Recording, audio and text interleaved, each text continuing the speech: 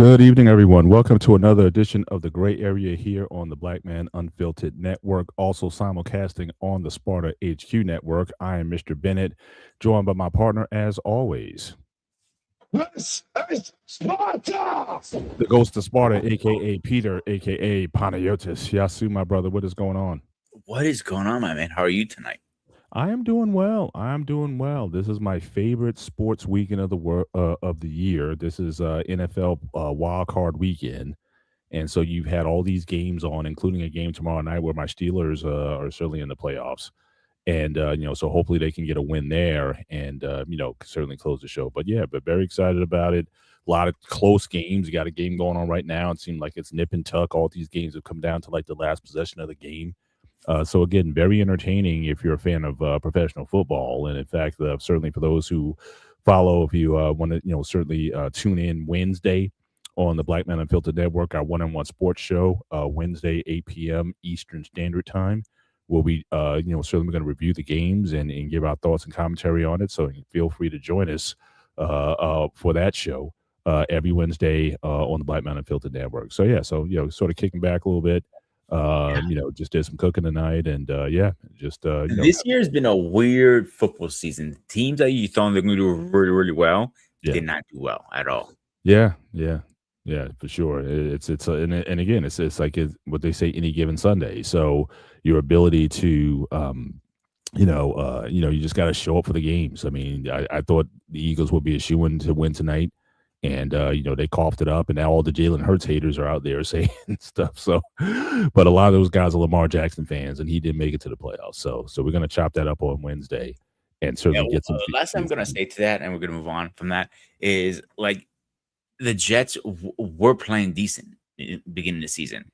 Mm-hmm. It's just bad coaching from the coach. And a lot of Jets fans are outraged to the point they're asking for his resignation. I'm not surprised he hasn't quit yet. It's interesting. I mean, they've been terrible for years, and so you want to get rid of the one guy after 1 year. I mean, we were expecting miracles out the gate, but the Jets, the Giants, a lot of teams in the local area aren't doing so well. So again, there's a lot of the last time the Jets decent, not good, decent was when Rick Ryan was a coach. Yeah, 2009. He went to back-to-back AFC Championship games, and had chances to win one game. Also, they definitely were in it. So, but in any event, certainly appreciate you guys coming certainly on the show tonight. Make sure when you come in, make sure you hit the like button, not only here, but consider going over to the Sparta HQ Network and hit the like button there. Certainly, we appreciate any support that you give us. And, certainly consider for the Black Man Unfiltered Network, consider dropping a super chat, certainly to the network. So you see scrolling at the bottom of the screen, certainly the Cash App for Black Man Unfiltered. But again, you can certainly super chat to the channel. And certainly anything that you want to give to us personally, we appreciate any support you give us. Our personal super chats are scrolling at the bottom of the screen. So, good. There you go. So looking forward to this combo. I mean, this is kind of a sort of a continuation of several combos that we've had on the show. One of the areas of the show that we really talked about is really the circle of life when it comes to family. So we've talked about dating, we've talked about marriage, we've talked about children or having children. And in fact, the growing trend now where a lot of younger Gen Zers and later, they're opting out of having children altogether. And so, so we've had several shows on that. We've done shows on corporal punishment. And so some of what we may talk about tonight may certainly overlap a lot of those topics and subjects tonight. But we're talking about parenting styles tonight. Again, from a sort of global perspective, certainly looking at different ways people are raised around the world. If you come from an international background, I'd be very certainly like to hear what was it like in your, growing up. If you grew up in another country, what was it like over there in terms of parenting styles? Because I know here, especially in the African American community, sometimes there's oftentimes this mindset that, well, if it worked for me, it'll work for you kind of deal. You just kind of pass on things from one generation to the next. Whether or not it was good or not, that's certainly to be determined. But certainly there's a lot of in this area, a lot of times you simply do what was done to you. But certainly we've had shows, especially one on corporal punishment, was a pretty significant show. And again, there's a lot of pushback on that because even in that chat that night, we certainly got some feedback from people who still, firmly believe in it. And then you have some people who, stop doing it. And I was never one to do it. Like I've never used corporal punishment on my kids. hmm And So yeah, when I originally thought about this topic, I thought about a couple of things. So, I think ahead because you yeah, have to with this stuff. yeah, So when this idea came in my head, I thought about when I was in a relationship with my ex, one of my exes who had 4 kids, and those 3 were younger, so I had to take every one individually. mhm, Fast forward now, I know this is not the same, but after losing Alex, I was thinking about this today actually. I raised Alex a certain way, said do all this stuff, right? mhm, He was very easy to train, same thing as you teaching kids. mhm, Well, Apollo, because he's a stubborn little shithead, I have to have a different style with him.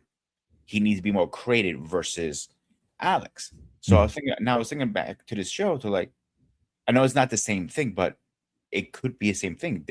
Let's say, like example, if you have 3 kids like you do, Paul, Mhm. did you take every different kid and taught them or train or whatever term you want to use differently, or did Mhm. you did it exactly the same way? I think it's about degree. First of all, before we get started, certainly I got Craig all the way from the UK. Shout out to you being in the chat this evening. Good to have you on board. We are doing fine, and certainly good to have you on board the show tonight.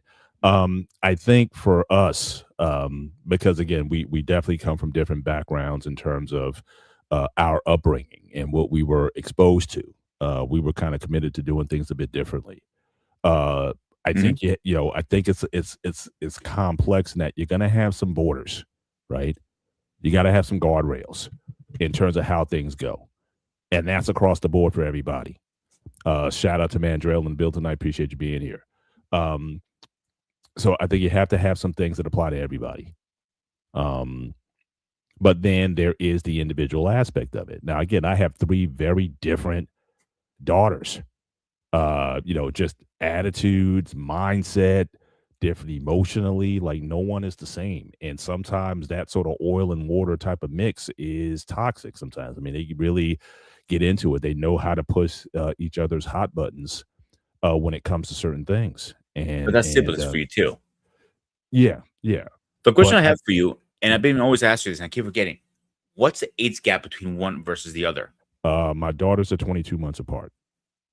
Okay, so they're very close to age. Yeah, yeah, because we weren't young spring chickens when we were gonna have kids. But the one thing I didn't want like a 20-year-old and a 6-year-old. I was Mhm. like, we're gonna have these kids, and I'm gonna get snipped, and it's gonna be over. I mean, it was very deliberate in terms of how this was gonna I'm go down. sorry, dude. Every time you say that, it cracks me up. Yeah, I mean, Like I'm taking my dog to get him fucking fixed. I feel absolutely, absolutely. The only thing that would have changed that would have been if I had if she had needed like a like C-section or something, or the last delivery was kind of something, then you kind of go in there, you tie up the tubes and whatnot, and you're done. So that would have spared me from that. But no, we were pretty intentional. In fact, with us, we were so intentional that if we got the boy girl split, we might have stopped then. So the last girl, that was like the final attempt. We're gonna try this one more time to get this son. And if Paul Jr. doesn't come out, then we done anyway. So really, that's the different the very specific mindset that we had. We had a window that we wanted to have kids in. I didn't want to be raising kids in my 60s. And certainly for women, when you get older, once you get 30, 35 and up, things start happening. In fact, the last pregnancy was kind of scary for us. And fortunately, again, my daughter was okay. But it's like the older you get, when you're like 35 plus, um, you're a woman is at risk. So yeah, so we want to kind of get it done and be done with it. Want to acknowledge some of the folks in the chat. We got Braxton, the Steaks Fiend. or Snake Guys 24. You keep changing your name on me.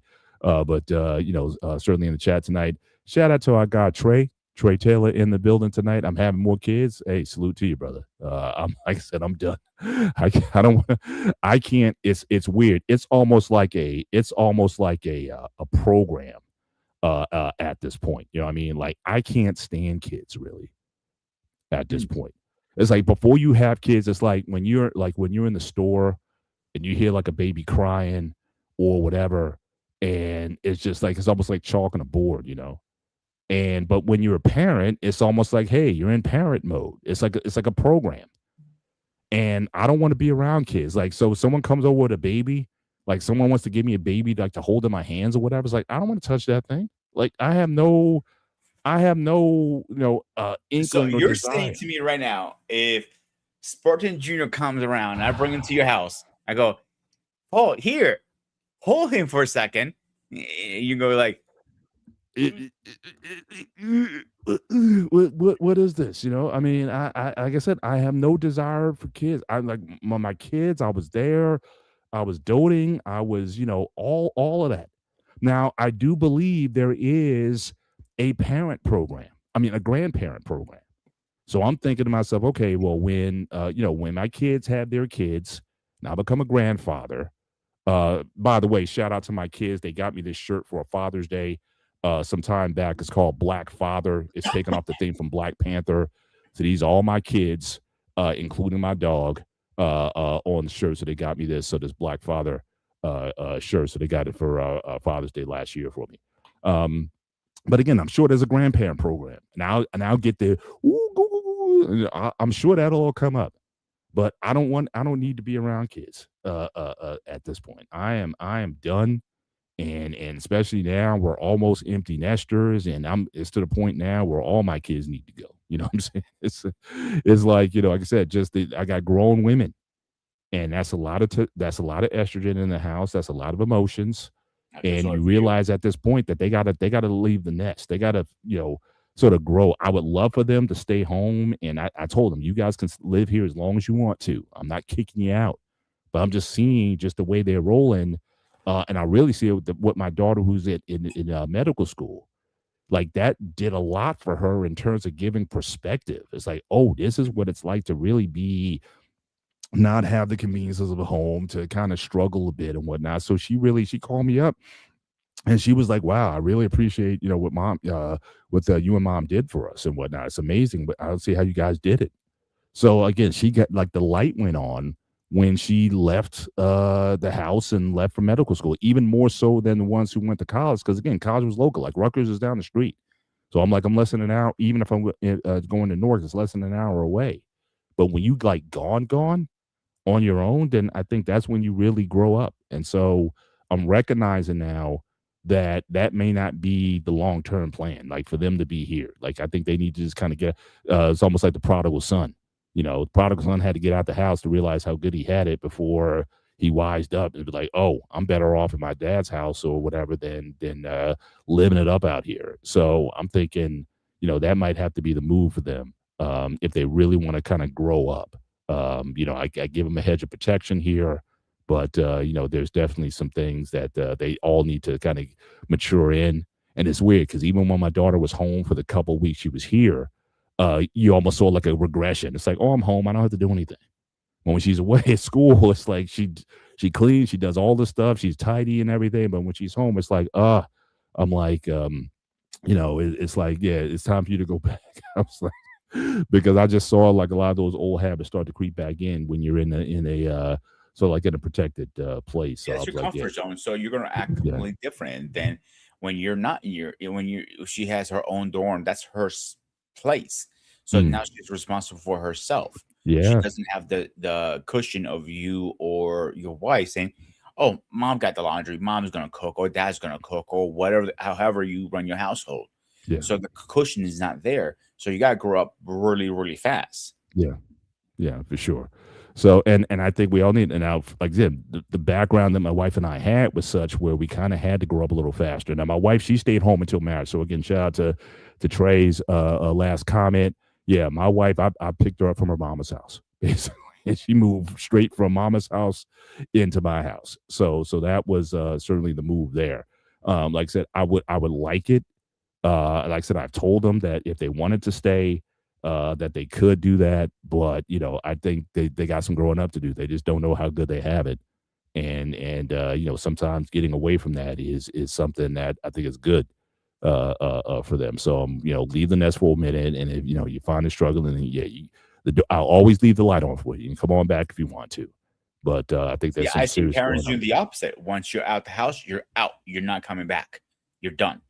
Mhm, Like once you decide to leave, you're on your own. You got to figure your shit out. And mhm, like if you need a little help with financially, they're going to support you with that. Give you some money if you need it. But except that, you're done. You're out. You're not coming mhm, back. mhm. Yeah. So I was gonna say, guy had a 5-year-old and the 68. His wife is 36. I'm living the life.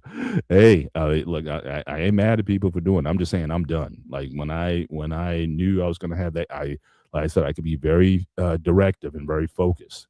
And when I was done, I was done, like done. It's clipped, snip done. And I just wanted like I said, I have no desire to have kids. I don't even like being around. It's really interesting. Even with my kids, I always said that Mhm. my value as a parent would come later. Like when they were like young, like 4, 5, and 6. I mean, I played with them and whatnot, but I wasn't into like, they want to do tea parties. They want to play with their dolls. They want to play just that. I I can mean, see you I'm more playing of like a ball. rough house. Like I'm wrestling with them. I'm body slamming them. I'm suplexing them and, pinning them for the 1, 2, 3 and all that. I'm doing that kind of physical stuff with them, but I don't want it to have tea sets and I don't want to, their girly parties or their sleepovers and stuff. I was like, I'd rather be somewhere else. You know what I mean?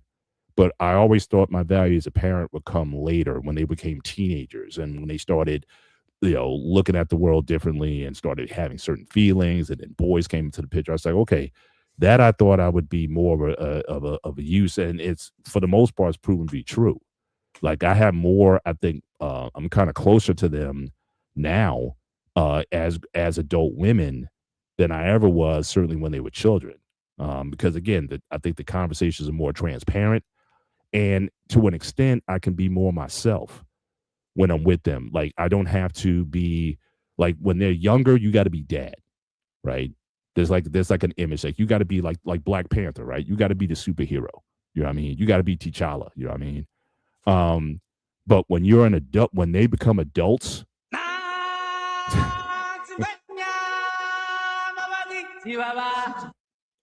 it's like when they become adults, I can just be myself. You know what I mean? So I can share, like I've My father shared, was similar actually because yeah. my father didn't really have a father figure growing up. He got started working at a very young age at 12. Mhm. His father died, like I mentioned before on the show, towards the end of World War II. Yeah. It was like leftover mines. When the war's over, he got blown up. So when he when he had to be a kid, he couldn't be a kid. He had to be adult, go Mhm. work, support his mom and his sister. Right. So when I came around, he did not know how to be a dad. Like we mentioned multiple times on this show and other shows we've done, there's a difference between being a father and a dad. It's two different things, and I think we both agreed on that. So when I became older, he started hanging out with me more and Mhm. talking. Mhm. Definitely when I learned Greek, he was more, okay, I can start, talking to my son, but Mhm. we didn't really hang out as much. Mhm. We didn't start hanging out to 21 because I was able to drink with him. Like he wasn't a big heavy drinker, but when he could have a beer, he could go to a bar and hey, come with me too. I'm like, cool, I have a beer. I'm like, so never had that father son bonding. Like I with my even to this day we still argue. Mhm. Like even the other day, I told him, "Listen, I'm done this bullshit. You stay in a nursing home in New York. I'm bringing you up here and putting you in a different nursing home because I Mhm. can't put him in the same house and I can't afford two rents." Mhm. And he threw her biggest fit in the world. Like, you're not gonna tell me what to do at 76. I'm like, dude, I pay your bills. I kind of do actually. I can do whatever I want. Hey. So my point is trying to get through that is not everybody has the background to become a father. Mhm. Anybody can be a dad, but not everybody can be a father. Mhm. No, 100%. I mean, and like I said, I don't know if I had it because my father didn't come You're back back. into my life until about 14. Yeah. Is when I started. So I lived with my mom until about 14, and then I lived with my dad from 14 onwards. So, and even him, I mean, there were certain things that I picked up from him, but really, when you start thinking about, okay, do you really want to be a parent? And again, this is something I'm also big on. Um, I wasn't gonna have parents. I wasn't gonna have kids for marriage, and I wanted like 2 to 3 years of marriage first. That was in the script. Okay, that was in the document. Like we gonna get married. Like I said, from the time I met my wife to the time we got married was 10 months, and I knew I was gonna marry her probably after like 2 or 3 months. So I wanted a substantial amount of living as married couple time before I was ever thinking about, do I want to have kids? Because if the marriage wasn't going to go well, or if I didn't think I would feel comfortable enough in having kids with her, then I wasn't going to have kids with her, and we might have got divorced or, whatever, but I did not want to go through that period of time. So I tell guys all the time, it's like, look, take your time with it. There's a huge difference between getting married and having children and having a family, and don't put the cart before the horse. Unless now again, if that's your intention, you just want kids and you don't care about marriage or whatnot. I mean, again, if you got the money and the means to do that, and some people do opt out for that. We got like Nick Cannon and you got Cam Newton and these athletes. If you got bread like that, where you can have 8 to 10 kids by different baby mothers, and you just raise these kids, you think that's a better way to do it. If that's you're concerned about your legacy like that, that's a stratosphere that I'm not in. So so I can't relate to that, but I would say for the Gen Pop, I would say, yeah. I mean, if she can't be your wife, she shouldn't be the mom of your kids. That's just a personal view that I have. Um, but in any event, yeah, the idea that um, you know, uh, we wanted something different than what we were exposed to, and that was just again a very deliberate thing, and I needed time to sort of work that out. So I certainly I agree with you. Not everyone's built for this, and those are questions Mhm. I think as a man I think you have to ask. Do you want to be a father? And if you do, why? I mean, what's part of it? Is it just about legacy? Is it just about your name going on? How active you want to be in the rearing of your children? Do you want basically the mom to have the majority of the responsibilities? You the classic breadwinner, or do you want to be active? Do you want to be, taking the kids to school and going to PTA meetings and stuff? So all those things I think are conversations that I think certainly the couple needs to have, and certainly, but as a man, I think you need to really have. Um, but I think, like I said, a lot of people, when going into relationships or whatever, they're not thinking about those kind of conversations. Um, and they're not good with themselves, but they see, the woman, they see the sex, they see the whatever, and then things can kind of go south from there. So I certainly agree with that there, but I when I was thinking about this topic, so did you finish like as far as your you because I know Yeah, you yeah, said you yeah. had Go some ahead. thoughts about that. There are a couple things. So when first saw the topic, I was thinking more from a global, like there's one thing certainly with wife and I, we've encountered a lot of people over the years, and a Mhm. lot of different households, a lot of different cultures in terms of they um how they raise their kids, and we've encountered some strange ones. Well, at least for us, from an American perspective, there's different ways that people, even in the states, raise their kids. I remember when Dottie was pregnant with her with our first.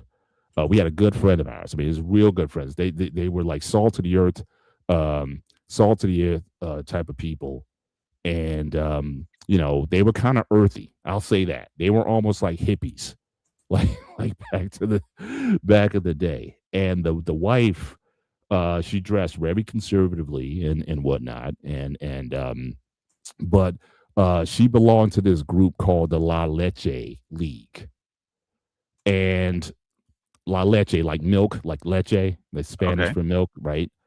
So she invited us to, I guess they had like a seminar or something like that. It was in our town, and they had a seminar at a hotel, like an all day kind of thing.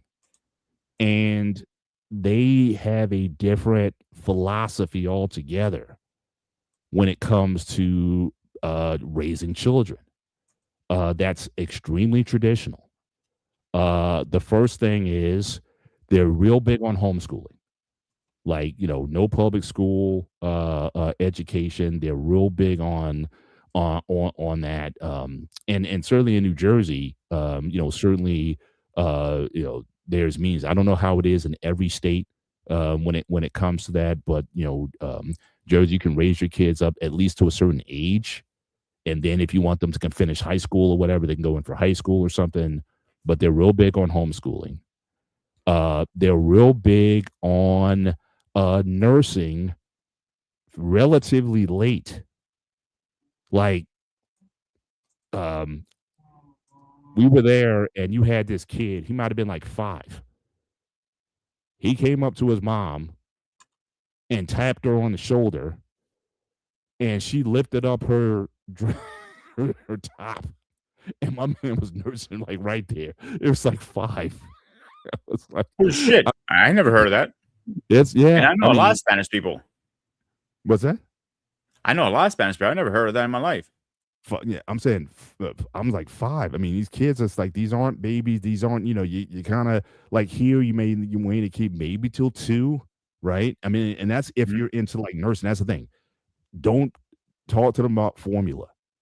They're like breastfeeding, and they're very big on parental rights. You should be able in a restaurant, if you got your kid there, whatever. If you want to lift up your top and put the baby under there and nurse the kid or whatever, put a blanket over the top. They're real big on that. And no formula, no soy, none of that, no feeding from the bottle. Because again, one, if they think it's healthier, which I'm not going to deny that. But then it's also there's like that bonding that apparently that you have from that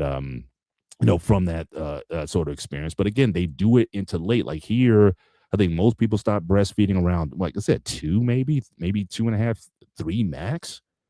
But I mean, the kid is potty trained and walking around, and if he wants a taste of the milk, mom, I need a taste. It was the strangest thing I ever saw. Dad, I almost left after seeing that. But they're real big on breastfeeding into certainly at a later age than that of a traditional American household. And again, now I don't know how it is around the world. I don't know how it is in Greece. Maybe you can share. So in a Greek, either in native Greece or Greek American homes, are they big on breastfeeding? And if they are, how late are they doing it? So, all right,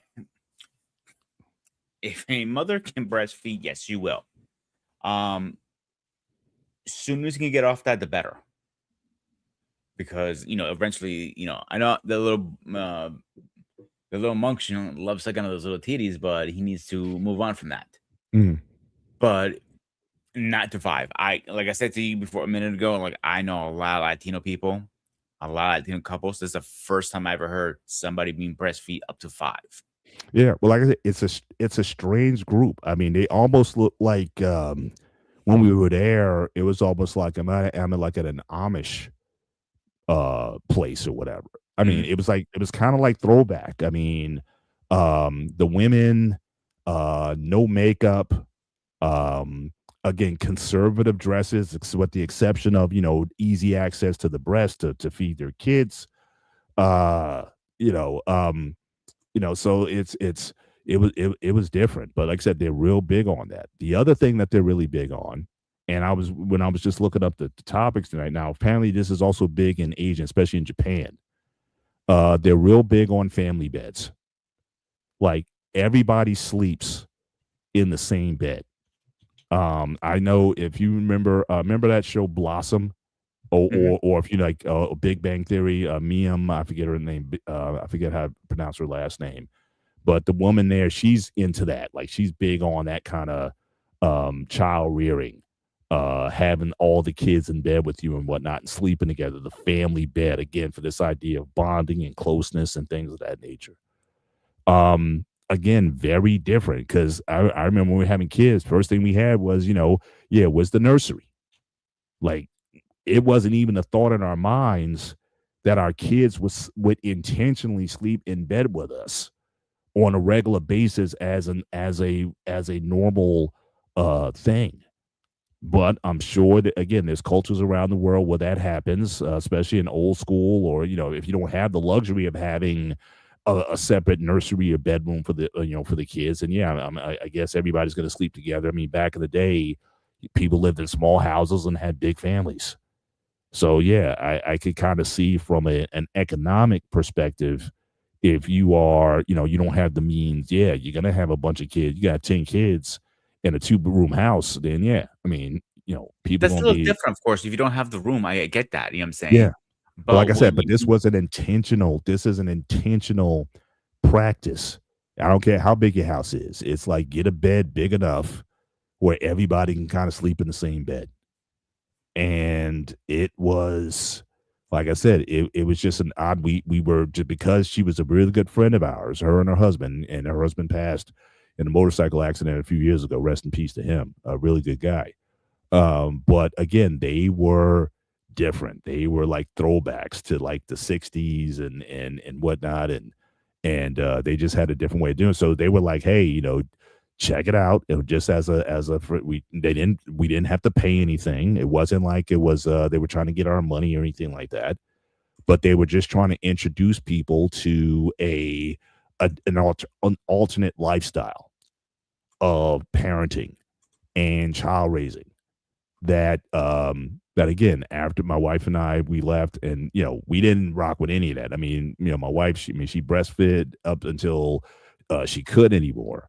But that whole vibe was like we just felt we were in a very different place. Like I said, we were like back in Amish country or something, or some throwback to some movement or something like that. So that's what I was talking about. So I want to kind of follow with you. What's the strangest sort of parenting, or from a culture, because I know you talk about the Latin culture or whatever, is there anything from those cultures that you've seen that is very different, certainly from a Greek experience, or if you want to share from Greek culture, how Greeks differ from your typical American, not even Greek Americans, in terms of how you raise your kids?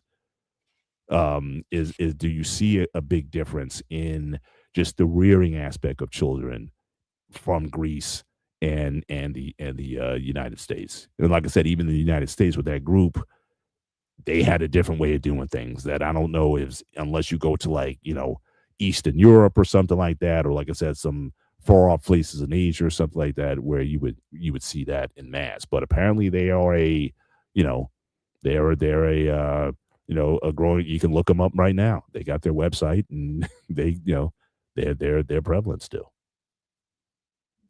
depends where you're raised. Usually the father becomes more like your best friend, teaches you the basics, how to change a tire, how to change the toilet, yada yada yada. And the mother is more the caregiver, and like she'll cook, clean, all that stuff. And I mentioned before, the rate of divorce is very low in Greece versus here. To me, when I saw a lot of single parents, that was very strange for me. The way they were raising two different houses, two different families. Mhm, So then you not only there are two different houses and two different families, they're also raised two different styles now because they're not under the same roof. mhm, Right? Let's say I'll use you and your wife for example. Like you guys always were together, so if you were going to discipline your child, you guys kind of like work as a team. When you're not together, it's not a team effort. mhm, And when he's I know a lot of people was just when he's under my roof, he goes by my rules. When he's under his mother's rule or her mhm. or whatever, Right. and that can cause some issues there as you're raising. Um, to me, that was the most strangest thing ever because again, I wasn't used to that when I was younger. Mhm, Now it's like whatever. mhm, So that would probably be the most strangest thing I saw. to be honest with you. Not anything like breastfeeding or anything like that. Mhm. The But what only about like family beds? Like, it's maybe not so much here, but maybe in Greece. Like, is it common for the kids to sleep in the same bed as their parents or something like that, or they sleep in the only beds? time they have a sleep in the same bed is they have to have a nightmare or something like that. Mhm. I saw a couple times like brother and sister sharing beds, but now I look back, it's kind of like okay, now it's weird. But when you're Yeah, younger, you don't think of it. right. But it was like because they only had one room. You know what I'm saying? They had to put the bed together because they had no choice. Mhm. So that was the strange part for me back then. Mhm. Not back then. Now would be strange for me because I'm like, okay, they're two different people that should have their own beds, kind of thing. Mhm. But I do understand of room restrictions. You need to do that sometimes. Mhm. So that was the weirdest thing for me, like seeing different methods. That was different for me too. Mhm. The way they spoke to each other, versus except yelling. That's what I got used to yelling. Or something happening because of how loud we are. You know how loud I am. So I never thought about that. What's weird, Mhm. what's not weird, because it was like to me it was the norm. Mhm. Everybody has their own norm. Mhm. So yeah, that was thing, but not to the point like you said the Latino family were like breastfeeding like at Yeah. 5 years old. I'm looking them up right now. Like, yeah, so the first that organization started in 1956. So it's a 7-year-old organization. And they say they basically say they can go up to age 7 with the breastfeeding. I mean, they say, and really they say it's no, there's really no age. It's like they encourage. It says the philosophy is to encourage breastfeeding for as long as the mother and child desire it. And that can go all up, from ages 3 to 7 is common. It's like it's a thing. Like I said, here it's like you might, I can see, a lot of women breastfeeding, like I said, that first year, 18 months. And then after that, you put them on formula. And then, then you put them on, baby food and so on and so forth. It's almost like a natural progression. Um, but but yeah, that's a new one. But so okay, so in Greek culture, and like I said, I'm really focusing on Greek, like being in the country of Greece. You don't have you don't see a lot of bed sharing No. in Greece. What about the idea of like the community, like raising the children? Like you see Oh yeah, this in a lot of that's big you in see Greece. this like in a lot of African cultures and whatnot. They say it's like it's a village system. It's not like the idea in America or in Western countries is just like mother, father, children in the household.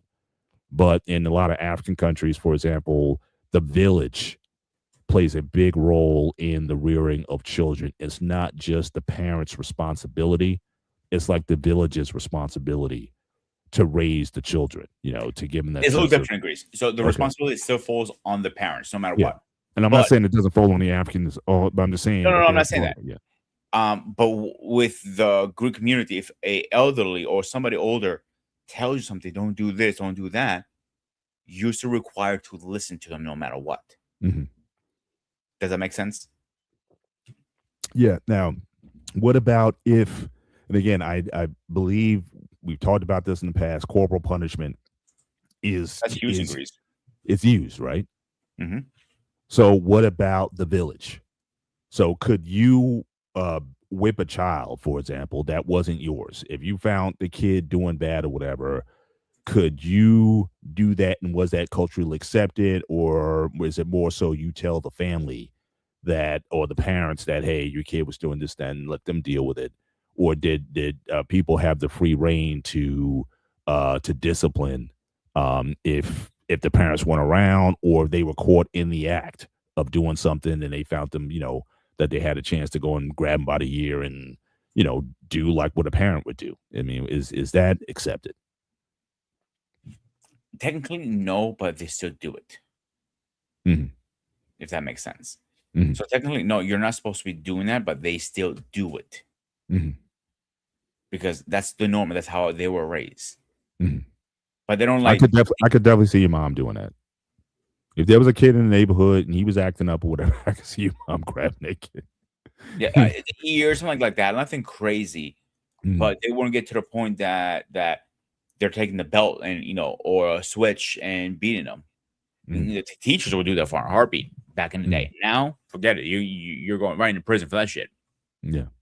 So back in the day, yeah, it was kind of normal to be honest with you.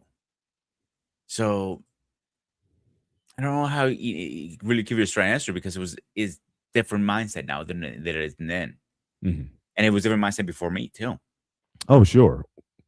So Absolutely. it evolves over No, time. no doubt, no doubt. And there's certainly a different mindset here when it comes to um, uh, free time or roaming time for kids.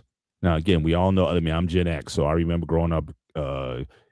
Guys my age, we remember when we started seeing the ads on TV. It's 5 p.m. Do you know I where remember Johnny those is? actually. Yeah. Or the milk cartons, and you started seeing missing children on the milk cartons. And I think we might have talked about this on an earlier show. Um, that there's a mindset that everybody basically wants your kid, right? Like Hmm. you don't let your kids free roam. Like when's the last time you saw kids, like 4, 5, 6 kids, on their bikes, riding their bikes in town unassisted without a parent? Shit, I was a kid still. Yeah, I mean, it's that is certainly. I mean, I've seen it rarely, but again, it is rare. When I've seen that sort of thing, but I think the culture has been shaped here where you don't have that free roam. Now, I was looking up some stats. Like I know in Australia they're real big, and in India also they're real big on kids having free roam time. Like even today, like they're not checking your every move, or you're supposed to be able to kind of go out and explore the world. And as long as it's kind of like what it was back in the day. It's like, okay, look, you be home before sundown or you be home by a certain time, whatever, but no one was checking your movements 24/7. But I find it interesting now that everybody has devices that can track your kids 24/7, and you still won't let them out of your sight because of some fear that your kids are going to get abducted by I know somebody. parents that are the kids are 18 that still do that. Yeah. They're trapping. So yeah.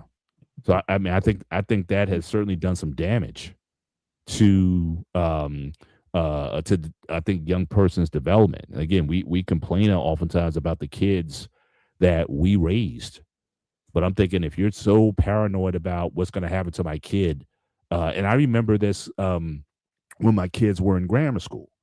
Like, I remember we used to drive our kids to the school. You pull inside the lot where the kids get dropped off. So just in your mind, think. So you go into the lot. The entrance to the school is to the right. Hmm. It's about 50 feet, 50, 60 feet to get into the school. And you have a guard who's there who greets the kids kind of on the way in. Older guy high fives the kids as they're walking in. And I remember even back then that parents wouldn't let their kids out of their sight until they went into the building is when they would pull out. And I'm just thinking, like, growing up, I mean, you would just walk. I mean, we walk miles, 2, 3 miles to get to school. We typically on the way, we would greet kids on the way to on the way to school. We go through a neighborhood, God be waiting for us. So we go from 2 to 4 to 6 to 8, and there'd be a bunch of us walking to school because we took the same kind of common route to get to school every day. And I'm thinking, like, nobody does that today. So at least not in this country anyway. I can't speak for because I hear, like I said, it's real big on Australia. They're real big on fostering a sense of independence in kids pretty early. But that kind of freedom is just something that has been sort of taken away. And I'm just wondering, like, is that, how has that done damage to kids? And like I said, into their development when you don't give them the reign to, you know, hey, you should be, go to the store and get some, get something from the quick check or the 7-Eleven or whatever and come back. That you don't trust your kid to do that. Or say, hey, let me give you a car ride over. I mean, are we doing something to our kids when we do that? I mean, what are your thoughts on that? I think we are damaging them because you're not letting them to experience life, to go out there and just enjoy making mistakes. I remember my neighbors used to say all the time back to my grandma, "Let him go out and have fun." What's the worst case scenario? He kick a soccer ball and breaks a window. That's the worst case scenario because everybody keep an eye on each other. And they don't do that anymore, and that is one of the major problems I think we're having now these days. Kids are not being kids anymore. Now they're locked up behind a screen, and that's it. Mm, And that's not good either. Now you the worst thing. Now before it was okay. What is my kid don't get into kind of trouble to get into? Okay, you guys in trouble, whatever, right? mm, Now I see more kids getting in trouble, but getting into more illegal trouble. And mm. that's not good either. Yeah. And the top of that, the worst one is sometimes they're going on these dating sites and they're meeting people 4 to 5 times older than them. Like they might be 15. She's meeting a 50 or 30 or 60 years old, whatever the age is. Mhm. That's the other problem you're having now. And then you remember those old show Catching the Parrot? Says, oh, they had a show like the parents was into the skit and everything. They were Yeah. it called the parent and they were saying like, we told you never get in somebody's car, and they did it anyway. Right. Same concept here. Yeah. Yeah. If you let them live and explore world, they will know, yeah, I shouldn't get in that car because I don't know the person. Right. Right. I know another difference, at least like I said, in America. And again, it's not all American households, but Mhm. certainly something that I've seen in other cultures is their approach to alcohol in that culture. I know some they actually give their kids alcohol relatively early. Like they expose them to it pretty early. Yeah, So it's like like my just so they culture. don't. Okay. Yeah, remember I was drinking at a very young age because there was no age limit. Like I Now, when remember you said drinking, what were you drinking? Like what they give you? mostly beer and wine. Beer and wine. Okay. Yeah. So the youngest one I had age, and you're gonna kick out of this. It sounds like me actually too. More of my dad's friend used to drink beer and leave the bottles next to him, and he just cleaned up his Mhm, mess as he left. mhm, I was a little it was with a little son of a bitch.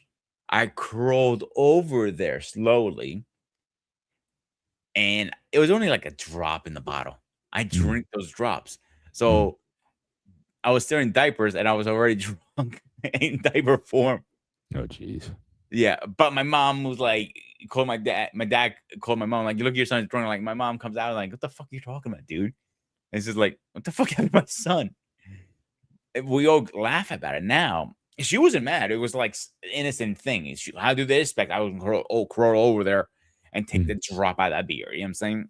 At mhm, my age, back then that was a lot. mhm, So by that said, it was just drinking was very common in Greece for any age. Like I remember going to a bodega, for example, the Greek version of it, and they're selling beers, and I used to carry it home. You know, mhm, at Easter time, like having a little beer with your food was okay. Nobody said anything to me. mhm. That's why when people were here or when I moved to here, people were trying to get alcohol. Yeah. Okay, I didn't care about it. I just call, hey ma, can I get can you bring me a 6-pack? Sure. I didn't know anything about beer back then. Other than all the beers the same shit. But she usually always picked up the same thing when my dad drank. Budweiser or Heineken. Yeah. Yeah.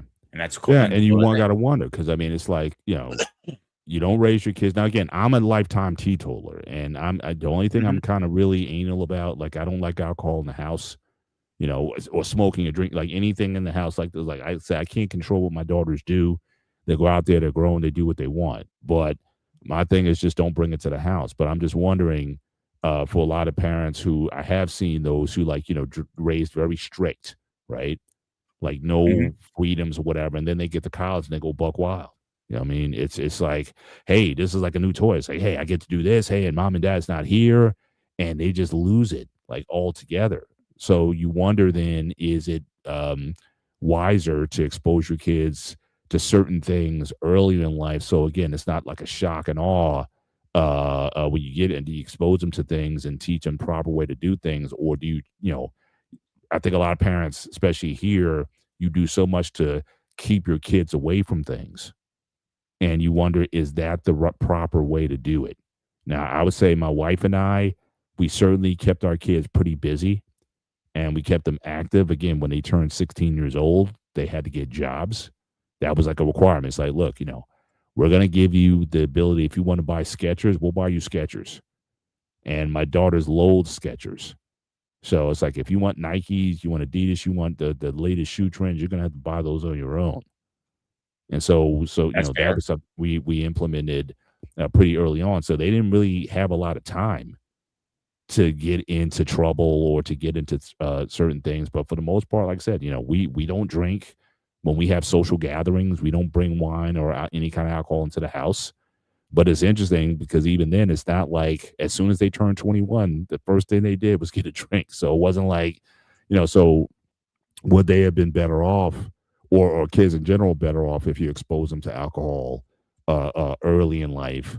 So I it's not like a big deal when they grow older with it.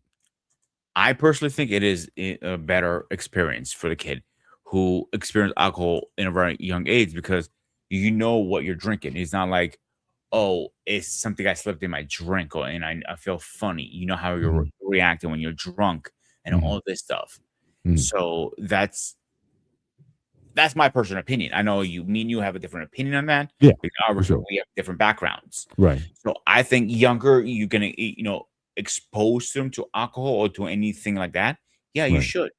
right. I know parents who are potheads and they let their kids smoke, Mhm, so they know what we looks like, smells like, and how it's supposed to react to you mhm. before this splice or something. Then they're freaking stoned out their asses. You don't know why, and then we feel weird. You know what I'm saying?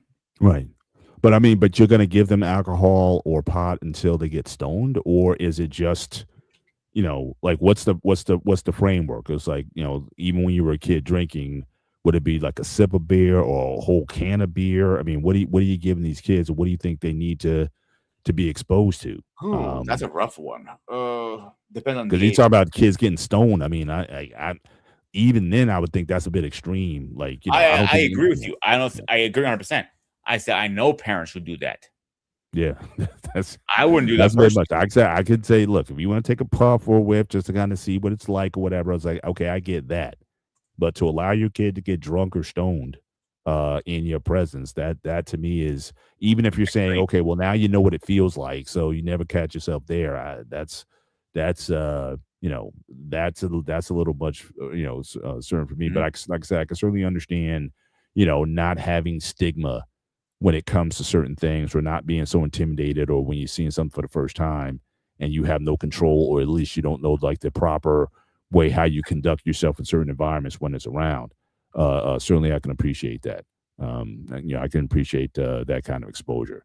But one thing I wanted to show, shout out to our guy King Smith, the actual King Smith. Certainly you can follow him on the King and Me show. They got typically Monday nights, 7 p.m. Eastern Standard Time. Look them up, the King and Me, the show on relationships.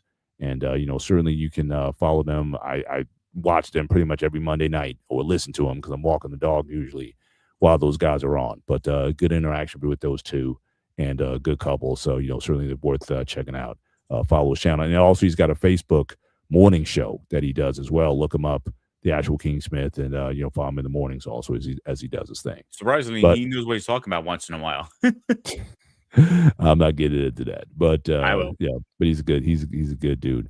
But one thing I did want to share, because I found a couple of statistics on this. I talked about just the idea of how, at least with American households, and again, I don't know if Craig is in the UK. I don't know if it's a common thing there, but the idea of everyone's, again, kidnapping your kids, and like what the real statistics on child kidnapping is, for the most part, is pretty low.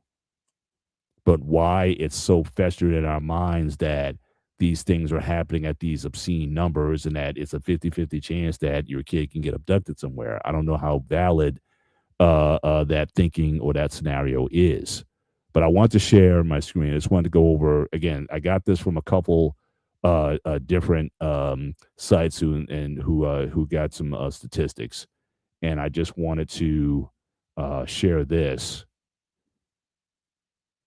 bring this up. So again, the risk of being kidnapped by a stranger. So again, this media report that 460,000 children go missing every year, but we're not talking about the children of who are kidnapped and given new names and enrolled in a new elementary school. Um, that to qualify as a missing kid in this country, you got to be under 18 years of age and have to be missing for more than an hour. All right, so that's typically the criteria what they use in terms of identifying missing children. But the reality is, as far as the breakdown of who gets abducted, most of those are coming from the other parent. So, like, let's say if you're like a split parent, you divorce or whatever, it's the other parent that's coming in to really take on the kids. It's not some stranger just coming up and getting your kid. That statistic in and of itself, according to here, it's only 105. When we talk about stereotypical kidnappings, like someone's just going to come in a black car and pick up your kid off the street and take your kid somewhere. It's a relatively no number of kids, and then the average age of that person is also a bit older, anywhere between 12 and 17 years old. So if you look at again, just statistically, 72 million kids in the U.S. is 0 to 17, and the number of kidnapping by strangers is about 100. So the odds of being kidnapped is about 1 in 720,000, or close to 1 in a million. You're 5 times more likely to have co-joined twins. To give a little perspective, if for some strange reason you wanted your child to be kidnapped by a stranger, how long would you have to keep them outside unattended for this to likely happen? It's like 750,000 years. So it's just the idea. It's like we've been fed this idea that, okay, well, Johnny's been taken or something like that. It doesn't happen that often. But then we want to keep our kids so close. We don't want them out of our sight, and we don't give them sort of like the freedom to really to explore and to see what the world is. And now again, if you're living in a violent neighborhood where there's like shootings and rapes and things like that, yeah, you might want to be a bit more careful there. But I'm talking about in suburbia. I'm talking about people got Audis in their yards. And what I also saw that was different was like they don't even use like parks. You know what I mean? Like there was a boom in the 90s where everybody was essentially building a mini amusement park in their own backyards. You live in the suburbs, you got a nice house, you got a decent backyard, you were putting a pool, an in-ground pool in, you were getting this big jungle gym set in your house, and everybody had one. I remember those towards the end of my childhood. I remember everybody had one of those for a Yeah, while. it's like, yeah, so you don't even want your kid. What happened to taking your kid to the local park where you can get a lot of that stuff for free? So again, this idea that people have become so you want to make your home this little oasis or whatever, or you want to have control over, the coming and goings of your kids. Like, I don't know if that's necessarily the best way to, are we cheating our kids long term when we put so many restrictions on them that they can't explore and get into things? I mean, obviously, sure, but they want, obviously, you don't want your kid to be abducted, you don't want the drugs, you don't want a lot of things that are out there. But again, it doesn't happen at the numbers that we say they are. But everyone's spooked about that. Like I said, the parents who wouldn't let their kid out of their sight going into a school, the door's 50 feet away from the car. That's always been a big concern of mine. It's like, what are we doing? In our I think desire to these protect, are news we hurting long outlets, term? the news outlets, and everything this been built in our heads that this may happen. From movies to dramas to news and everything. Yeah, you hear it once in a blue moon, but not as often. How often do you get a Amber Alert on your phone? Maybe once a year. I mean, it's like it's not. It's certainly not a regular occurrence. Um, I could probably remember in the times I've had, a smartphone, maybe 5 times. I mean, it's not a big, and usually, I mean, they're giving deets this way. It's like, white Toyota Camry traveling on certain road or something like that. I mean, it's not like these things it's not like these things are so common that my phone is lighting up every week with these Amber Alerts. It doesn't happen, and I'm in New Jersey. I'm one of the most densely populated areas of the country, and we don't get a ton of alerts like that. So yeah, I mean, King For Spencer a saying the small same period of thing. time, when I was, working for the hospital, I would get them pretty often, actually. Not like every single day. Every few months, I get one or two. You know what I'm saying? But they usually cut the guy immediately. It usually was. I don't get too much into it because of the HIPAA laws, but it was more about, oh, he was ex girlfriend or Yeah, excuse me, ex again, yeah, it's boyfriend. someone close. It's not a Exactly. stranger, right? It's usually the parents of the kids, and they're in some custody thing or whatever, and the kids simply become collateral because they couldn't Correct. figure some things out. In fact, and I had another stat here talking about. I think it was like 78% of abductors are the non-custodial parent when that happens. So again, when these reports go in and talk about, "Oh, my child's been kidnapped," it's the co-parent, the one who doesn't have custody, that's doing the quote unquote abduction. So again, this narrative that even in the most suburban places in the country, it isn't happening to the degree that it is. So I just think that that perception is really limiting. Now, um, want to switch up on, now again, we've talked about this in the past, and I don't know if you've since then reflected on it. When you become a parent, are you going to use corporal punishment? It depends on what they do. That comes down to it. I I didn't don't. ask you that. I mean, so it's conditioned, but so that's a yes then, or not. Most likely, yes. Okay. If that answers your question. Yeah, I mean, it's I'm not saying you're going to be back in the day, like people were known for having a rack with different sizes of belts on it, and they'd be like, you Damn, do I never this, really you spent get that this much. belt, you get this one, you get that one. You know what I mean? I mean, it was Everybody had always their own like name on it. things have a name on it, but it was just it was just belts of different lengths or whatever. And but now, like I said, that was something I was going to be pretty intentional about that. Now again, I don't have sons, so would I think differently if I had a son? I would do everything in my power not to implement it. And Mhm. King, I'd be curious with you. What are your thoughts on corporal punishment? Whether it be, certainly, I know you have a daughter, but if you had a son, or would it be a difference for you between a daughter and a son in corporal punishment? What is your view on using that? And I know you come from a Southern background. You kind of old school like me, at least growing up anyway. So I'd be curious on what you guys think about it. Craig in the UK, um, certainly, what's your view? Because I know you have kids too. So what's your view on it? So again, um, so again, King is also I'm for it. Did it once. All right.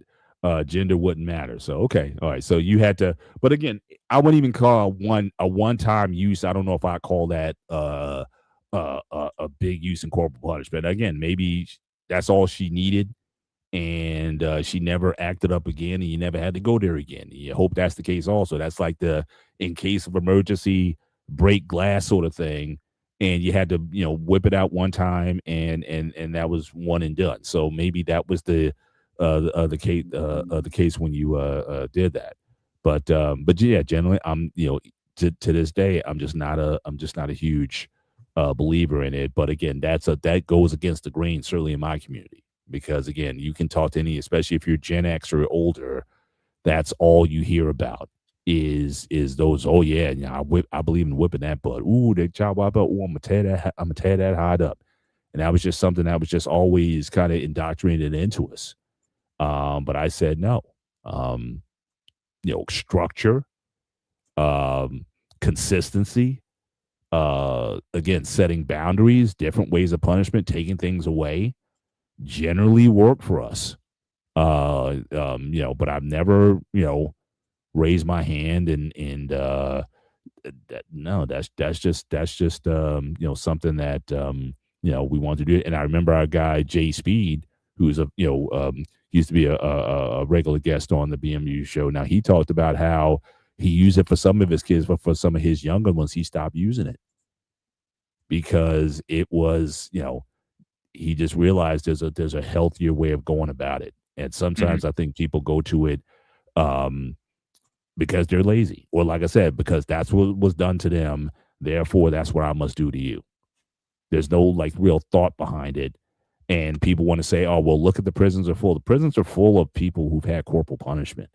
I mean, you think all those guys in prison never got a beating. Some of those probably they got too many beatings, which probably force them to act out.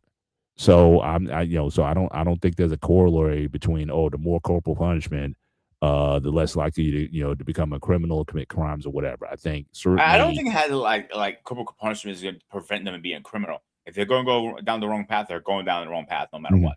mhm. But I So think if it's a tool within a structure, like I said, there's got to be love, there's got to be nurturing, there's got to be reason. I think certainly guys I've known who've used it well, if you want to call it that. There's always the follow up. This is like after a while, you go and you talk to them.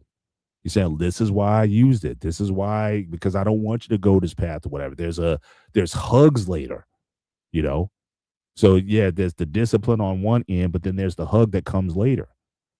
So again, I think that for those who want to use it, I think you have to have that boundary. Or for some, if you just want to instill fear into your kids, now that's I know some old schools like that. Oh, I don't care about. And again, I get it. Say, oh, I'm not your friend. I'm your parent. That is true. but also But you can be some both. people want to put the fear of God into their kids, and I don't know if that is useful. And I think the last show that we had, again, if you guys want to look that up, look up the Gray Area show on the Black Men Unfiltered Network on corporal punishment, where I go into this in depth and just cite some again. And some people you don't I it doesn't matter how many statistics I show, it doesn't matter how many studies that I show. You're like, no, I'm sorry, I'm whipping that behind. Look And at Bossman. He I said get it that. on the show. Oh yeah. He's whipping that booty and like, he didn't care. No, And I he get said it. it. I don't give a shit. That there are people who stand by that philosophy no matter what. But I think there's just other ways. There's just other methods. I said there is no handbook or guidebook to parenting. Like I said, I think that structure, having order, having being consistent. Your yeses should be yes, and your no's should be no's.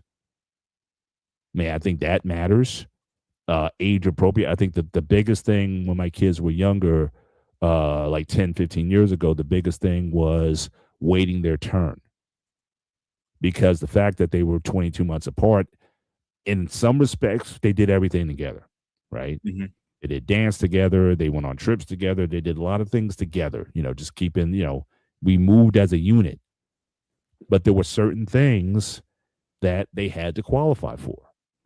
So like when smartphones came out, I think that we first got smartphones, I think in 2011, I think 2011, 2012.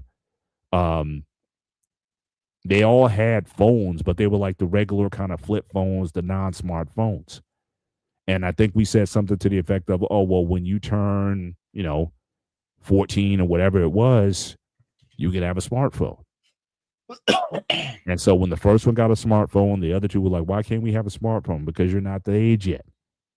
And then the next one would get it. And then the youngest one always felt slighted because I never get anything. Why do they always get things before me? Because you're the youngest. And so it's like, look, this is a fair deal. When you get to a certain age or whatever, you can have certain privileges. And we weren't going to capitulate on that It wasn't like my wife was going to come back and says, "Oh, but Paul, you see how they're playing and stuff, and maybe we should just break down and get." No, we were in lockstep.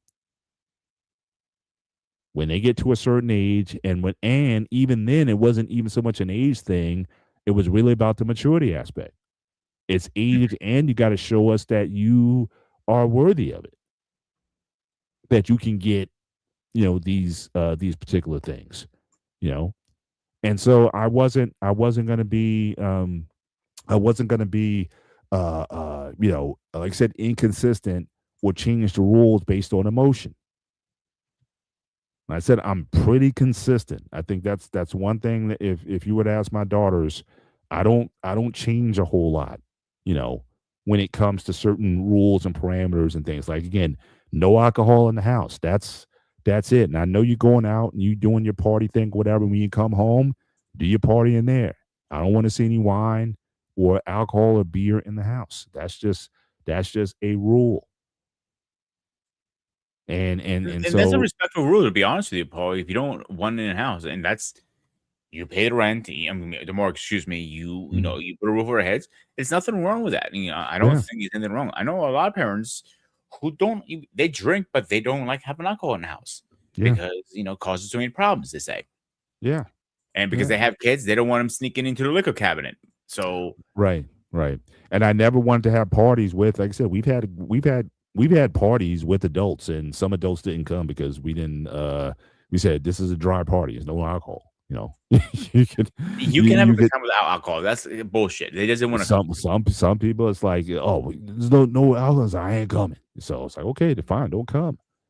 But that's or You're not going to sleep over it. do your party until then, because I remember there was a law in New Jersey where I think if you allow someone to leave your house and they were drunk, that you would be responsible for them. Now they changed that law since then, I but think it it was was like, cross borders. Every state had it at one point. yeah, yeah, but I think they've since lessened that up. I mean, if the person's a grown adult, you're not necessarily responsible for them, but it used to be that case. So again, when people were having house parties and liquor and all that kind of stuff, they left, and you let them leave, and they were caught. That was on you if something happened. So you weren't immune from that. But that was another reason why. It's like I said, I've never needed alcohol to have a good time. That's not to say that do what you want to do. I mean, I'm not, even though I'm a teetotaler, I'm not saying no one should be drinking. I'm not saying that, but that's just something that's just never been something that I've needed to enjoy myself. If anything, I want to enjoy myself more by being clean and sober, so I can remember everything and be able to tell you the story of what we did that night 10 years later. But if you get up the next day and you don't remember what happened last night, then was it really a good time then if you can't remember, what you did that night? So those are just things that um, I was mindful of. Um, One other area that I wanted to get into was when it comes to, again, you tell me, certainly as a Greek native or Greek American, what about academics, school? Like how much? Because I know some cultures, like a lot of the Asian cultures, big on school. It's like school is like you don't have a life. If you're not getting A's straight across the board, then you're not, don't even think about asking me for anything else. It's school or being so high was so important that again, forget social life or whatever. Your only job in life as a kid is to get straight A's. What's that? Is that mindset prevalent in Greek culture? Is schooling so much of an issue there as it is like in Asian cultures that it just becomes like the dominant? Or so what's the mindset with Greeks when it comes to education?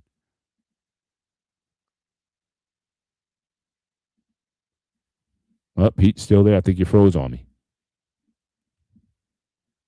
All right, so I'm gonna wait for Pete. Pete, why don't you log off and come back in? But I'll just kind of give my perspective, and you kind of come back when you get back in the show. So he froze up a little bit. But one thing that I was big on, and again, I was a decent student. I was like a B plus student. I wasn't, yeah. Every once in a while, I make the honor roll, but I wasn't like consistently A++ across the board. And I remember one time when I was in high school, I was in class with this girl. She was sitting next to me. We're in algebra. It was either algebra or trigonometry. I can't remember. And she was balling next to me. Like, inconsolable next to me because she got a 90 on a test. Now, mind you, at that time, until I got, good, I got good at math after a while, but it took me a minute, especially with trig. It took me a minute to get good with it. But I was just getting 70s and 75s and whatnot. She got a 90 and she was balling. And I asked what was, and so when I found out that just stayed with me. And again, I've known parents who are so focused. And again, I get it. There's certain institutions of higher learning that have a high academic requirement. I get that. If you want to get into Yale, Ivy League, Harvard, the major tech schools or whatnot, yeah. I mean, having a high GPA as well as high test scores. Now, I understand that they're getting away from standardized test scores, from what I understand in certain areas, whether it be the SAT or the ACT tests. I get all that. But the one thing as a parent, I was never so obsessed with their grades. It was, to me, it was more so their effort. Mm-hmm. Like, my thing is, like, I never complain if my kids, if you did the best you could and you got a C+, I was good with that. As long as you were applying yourself. Now, generally speaking, my girls, they got the grades that they needed to get the results that they wanted to graduate high school and to graduate college. My last one, she graduated with honors. But it wasn't like, I was, so obsessed where, oh, you got to be on a test. You're grounded. I just never did. Like I said, my thing was give them the best environment for which to succeed. And a lot of the work ethic came from them. I remember one time I went up, it was very late. It was like 2 a.m. I get up to use the bathroom. I see my daughter's light still on her room, and I'm kind of like, what's she still doing up at this time? I go into her room, and she's got her books are like laid out all over her bed, and she's writing. Like she's grinding. One thing about my oldest daughter, she may not be the sharpest tack, but she works for every A. Like every grade that she gets, she works hard. And she was grinding. So I'm like, I didn't say, like, what am I going to say here? Oh, go to bed. It's like, Yeah, at that point, it was better for you to keep your mouth shut yeah, because I just said, she what am I doing going the to right say at thing. this? I mean, she's doing what, yeah. Some kids, it's like, the kids that like everything comes easy to them, like they're bored. Oh, they just think and they get an A. You know what I mean? It's like, I'm like, ugh, like, you want to strangle them at certain times. But look, she's grinding, she's doing the work. And I generally believe that if you put the work in, more times than not, you'll get the outcome that you want. In fact, me and Coach were talking about that the other night. The one thing I said when it comes to coaching, the one thing I can't say, if I were a coach, like of a team, the one thing that I'm going to judge you on more than anything else is your effort. If I see you as a kid on my team and you're not working hard, that's the easiest way to get cut. And I don't care how old you are either. I mean, like, if you don't want to be here, then go. I'll talk to the parents and say, look, your kid doesn't seem to have a lot of interest in here in this. We're trying to be about something positive here. Maybe your kids should go somewhere else. Now, coach disagrees with that a bit, especially for younger kids. My thing is, again, you need to be present. Because I know I wasn't the best athlete back in the day at all, but I gave it everything I had. I didn't play organized sports until I was 14 years old. And I had no skills. I had no basketball skills. No one taught me. My brother, I mean, he was pretty good at basketball, but he didn't really, we didn't spend a lot of time together playing. So a lot of things came to me late. And, but that was just something that just stuck with me, So again, I will judge you based on your effort, not the outcome. Because more times than not, the outcome will come with the effort. I But for agree with you on some, that too. it's just the outcome. Yeah. You get a 90, that's unacceptable. You know, and so I've seen a lot of kids crash and burn, especially I remember my freshman year in college. Um, I was on probation the first year because it was like I said, it was almost like the wake up call. Like I was too distracted. Like I said, this is coming from a small town, Highland Park, and going to a big university like Rutgers, and it was just I'm like all over the place. It's like wow, like schooling wasn't necessarily the first thing in mind. It was a whole new world. It was like the real world when we were talking about last night about MTV, Mhm. right? It was literally like the real world. Like I was living the real world with all those influences and distractions. So Because it was a new word for you, a new experience, a new yeah, everything for you. and you had a lot of kids who came up. They were like, they were like all honors coming out of high school, and they thought that college would be easy. It was like, oh, it's algebra. I took this in high school, and they didn't realize that it was amped up that much. So they didn't think they had to study, and a lot of those honor roll kids got on probation. And as a probationary student, there were certain classes that we had to take in terms of study habits and whatnot. Shout out to a guy now I still recognize to this day, Dr. Kamal Khan. He's still with the university now. My daughter knew him. That's the crazy thing. So, daughter in med school now. He runs a medical school program or an academic path for those going to medical school. But he was an academic advisor when I was there. So every time he sees me, and then he sees my daughter, and it's like, he's like, where's my student? Where's my doctor? I mean, he still reaches out to me that way. But so you had to do that. But a lot of kids were spazzing out because they could not go home with that standing that I got on probation or I underachieved or underperformed. And See, that here's the two was things to that. yeah. Here's two things. So I'm going to take this in two different ways. So with before my computer crashed, you were asking me how the Greeks felt about education during school time. Yes, education is very important. There are some kids that know, hey, I need to buckle down now because I need to be in a certain group. So a lot of them do take some what's the word I'm looking for? Some summer classes, Mhm. some tutoring, during the school. Some that's optional, obviously. And if the parents can afford it, because that's you pay that out of your pocket, it's not public. Right. So during the school year, they're locked down pretty much. Study, study, study, study. Because the school system is very hard in Greece because they make it harder because teachers are lazy. Simple as that. I'll be honest with you. Mm. So now the second part with the kids going crazy and suspension. So when I worked at the universities, I always saw definitely the freshmen. They're the freedom, they're going out drinking, they're going partying. Then they realize, oh shit, my grades are getting fucked up. Like if you go to any of these bars down the street from my house on a Friday and Saturday night, I don't care if it's snowing, rain, or whatever, they're all packed with college kids. Mhm. I was literally having that conversation today with somebody. He's saying that's great to have somewhere to hang out and close to the university, but what about our adults who want us to hang out and have a beer too? Mhm. Because all college kids are going to those bars now. Mhm. So the point I'm trying to get to is the reason they get in education problems because they're losing control. Oh my god, it's freedom party. Woo! Like it's like they don't realize that's not healthy either. Mhm. I'm not saying don't go out and have fun during your college time. Yeah, definitely go out and have fun. But make sure your schoolwork is done first. Make sure Mhm. your grades are up.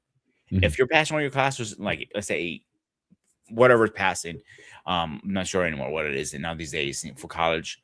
But you say you're passing with let's say you have a couple A's and C's. Okay, that's passing, and you're good. Go have a drink, have fun.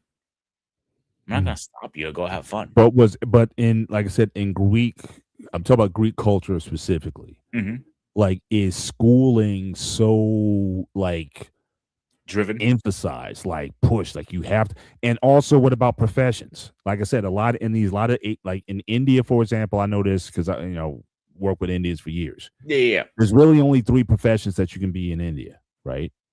You could be an engineer, you could be a doctor, or dentist. That's it. Like, So in most Greek parents, including my mother, they tell you two professions when I was growing up: be a lawyer or be a doctor.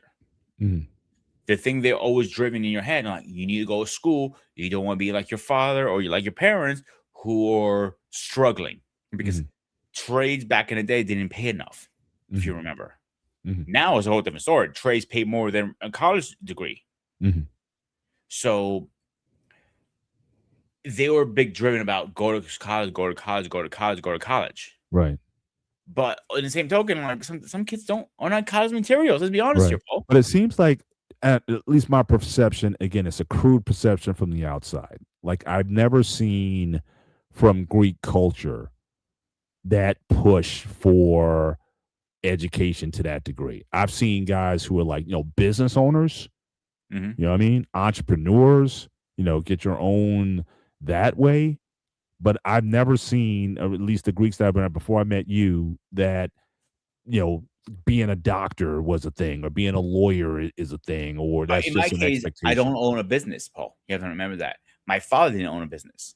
Right. None of my parents own my business. Nobody, and like none of my family members own a business except for my uncle, and that's really a third cousin from my family. So I don't really, if you want to really count that, it's a different story. But let's not Right. count that for me. My immediate family, none of us were business owners. Right. So people that I know are in business, you had to tell them like my sons are going to take over the business one day. Right.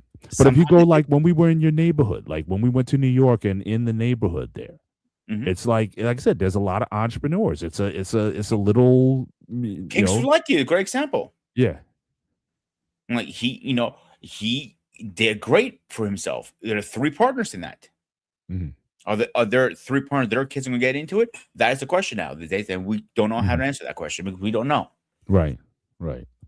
But there doesn't seem to be I guess a cultural push, or are you saying that there is?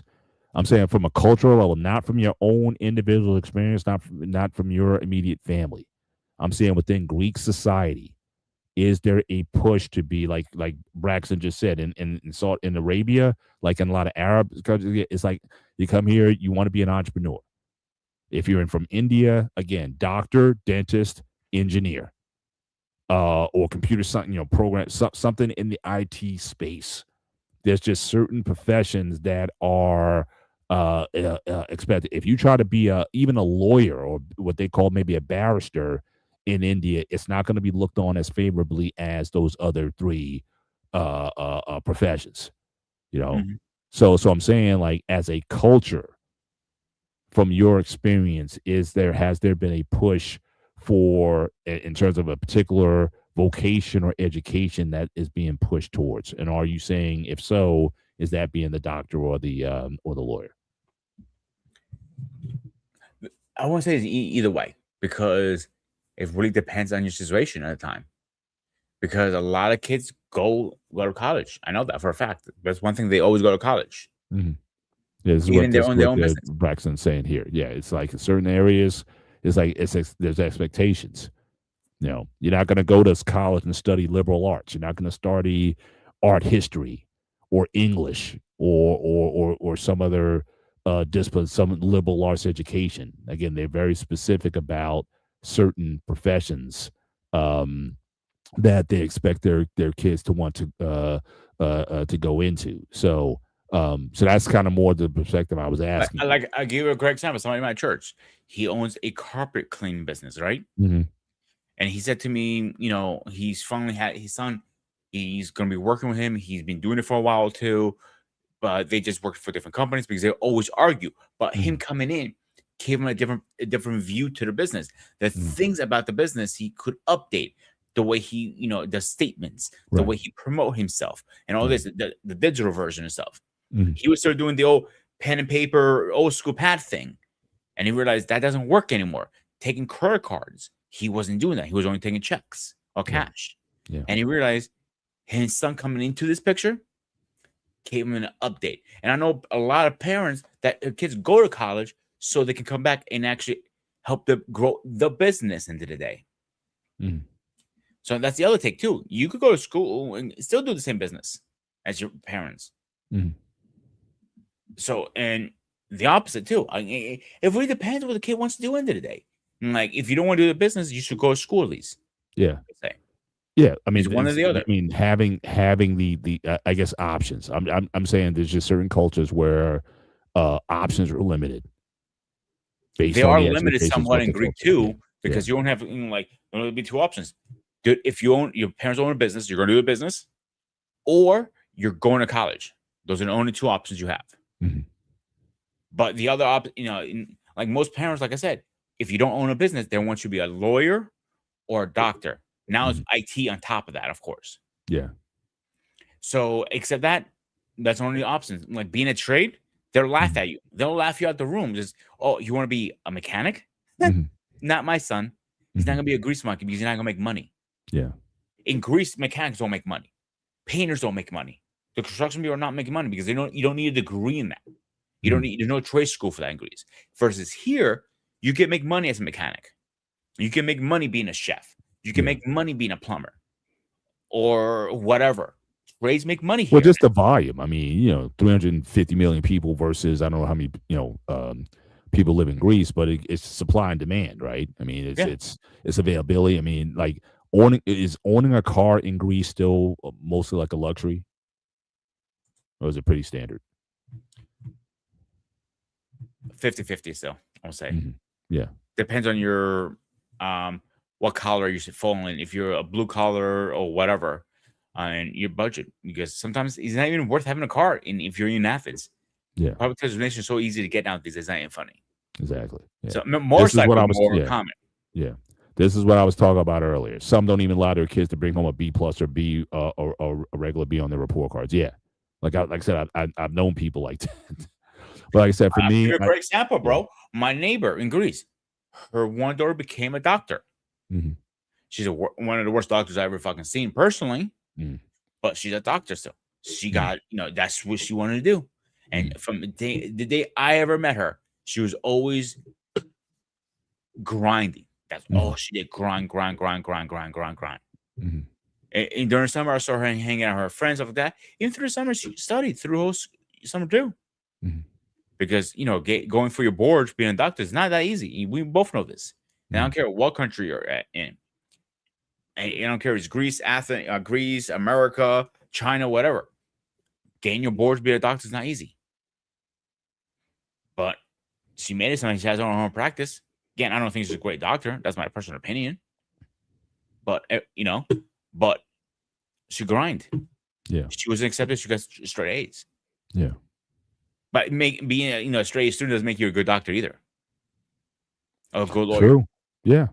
I mean, you got to be in the grind. I mean, there's the academic and then there's the practical. Yeah. And I remember Teddy Atlas one time, he was talking about you're not you won't be a good doctor or lawyer unless you're in a situation that you have to get out of that's not in the book. You know what I'm saying? Like he Mhm. said, like if you got this kid on the operating table, a kid, and he's bleeding out, and you got to go in there and try to save this kid's life, but the how do you do it may not even be in the book. It's like until you can do that, then you're a doctor. Or let's say if you're a lawyer in the courtroom, and let's just say the judge throws out all your case, like you build a case in terms of how you want to run it, and you run into all these obstacles. It's like, oh, sorry, that's inadmissible in court. And so your whole defense was messed up because of that, and you still have to find a way out of it. His thing is like, look, unless you can overcome those things, you're not a lawyer. It's like, you have to be able to really overcome some resistance in order to be that thing. Otherwise, you have a degree, but the idea of practicing law has to be, of a certain level of standard or medicine, where you like literally something happens in the surgery that's unexpected. And it doesn't matter how many practice runs that you've done or whatever. It's like, can you be cool under pressure? Can you get over the situation? A lot of people say it's like until you get there, then you're not that particular thing. But I want to cover just one more subject, I guess, for the night. And again, we've kind of been all over the place. Again, this wasn't a format, this sort of free flowing conversation. So we talked about everything from nursing, like I said, the La Leche League of of the USA and surrounding areas breastfeeding their kids up until 7 years old or older. You have parent beds, or having everybody sleep in the same bed, or homeschooling your children, which I know some people are doing, certainly in more conservative areas of the country. I think people are certainly taking that on because they don't like either what's being taught in the public school system or even in some of the private school systems. They just want, have control over their child's education. We talked about corporal punishment and discipline. We talked about rights and responsibilities at certain ages. Like I said, when my kids turned 16, is when I really insisted that they get jobs at that point. The one thing I wasn't going to do, and again, I think parents really need to be honest about this as well. No way I was going to have my kids. I'm spending all this money for travel sports. I mean, I know me and Coach talked about that on a series of shows on the Sparta Network. That you have a lot of kids who are involved in all these travel teams from age 8 to 18 and never had a job, never had any responsibilities except just playing a sport. And then once all that over, because your kid didn't even get into a D3 school for all that time and effort that you put in, but they don't have any necessarily work skills either. That's not to say they don't have a work ethic from the sports that they played or they engaged in, but have you really sold your kids short because you didn't really start giving them responsibilities that, hey, in addition to, and you have to get good grades in school, and you have to work, and you have to do this, but it's like you're on travel team all year and you didn't have your kids necessarily prepared for life. You created an artificial life for them where they were safe in sports, in the sports world. That's going to come to an end. And then what do you do after that?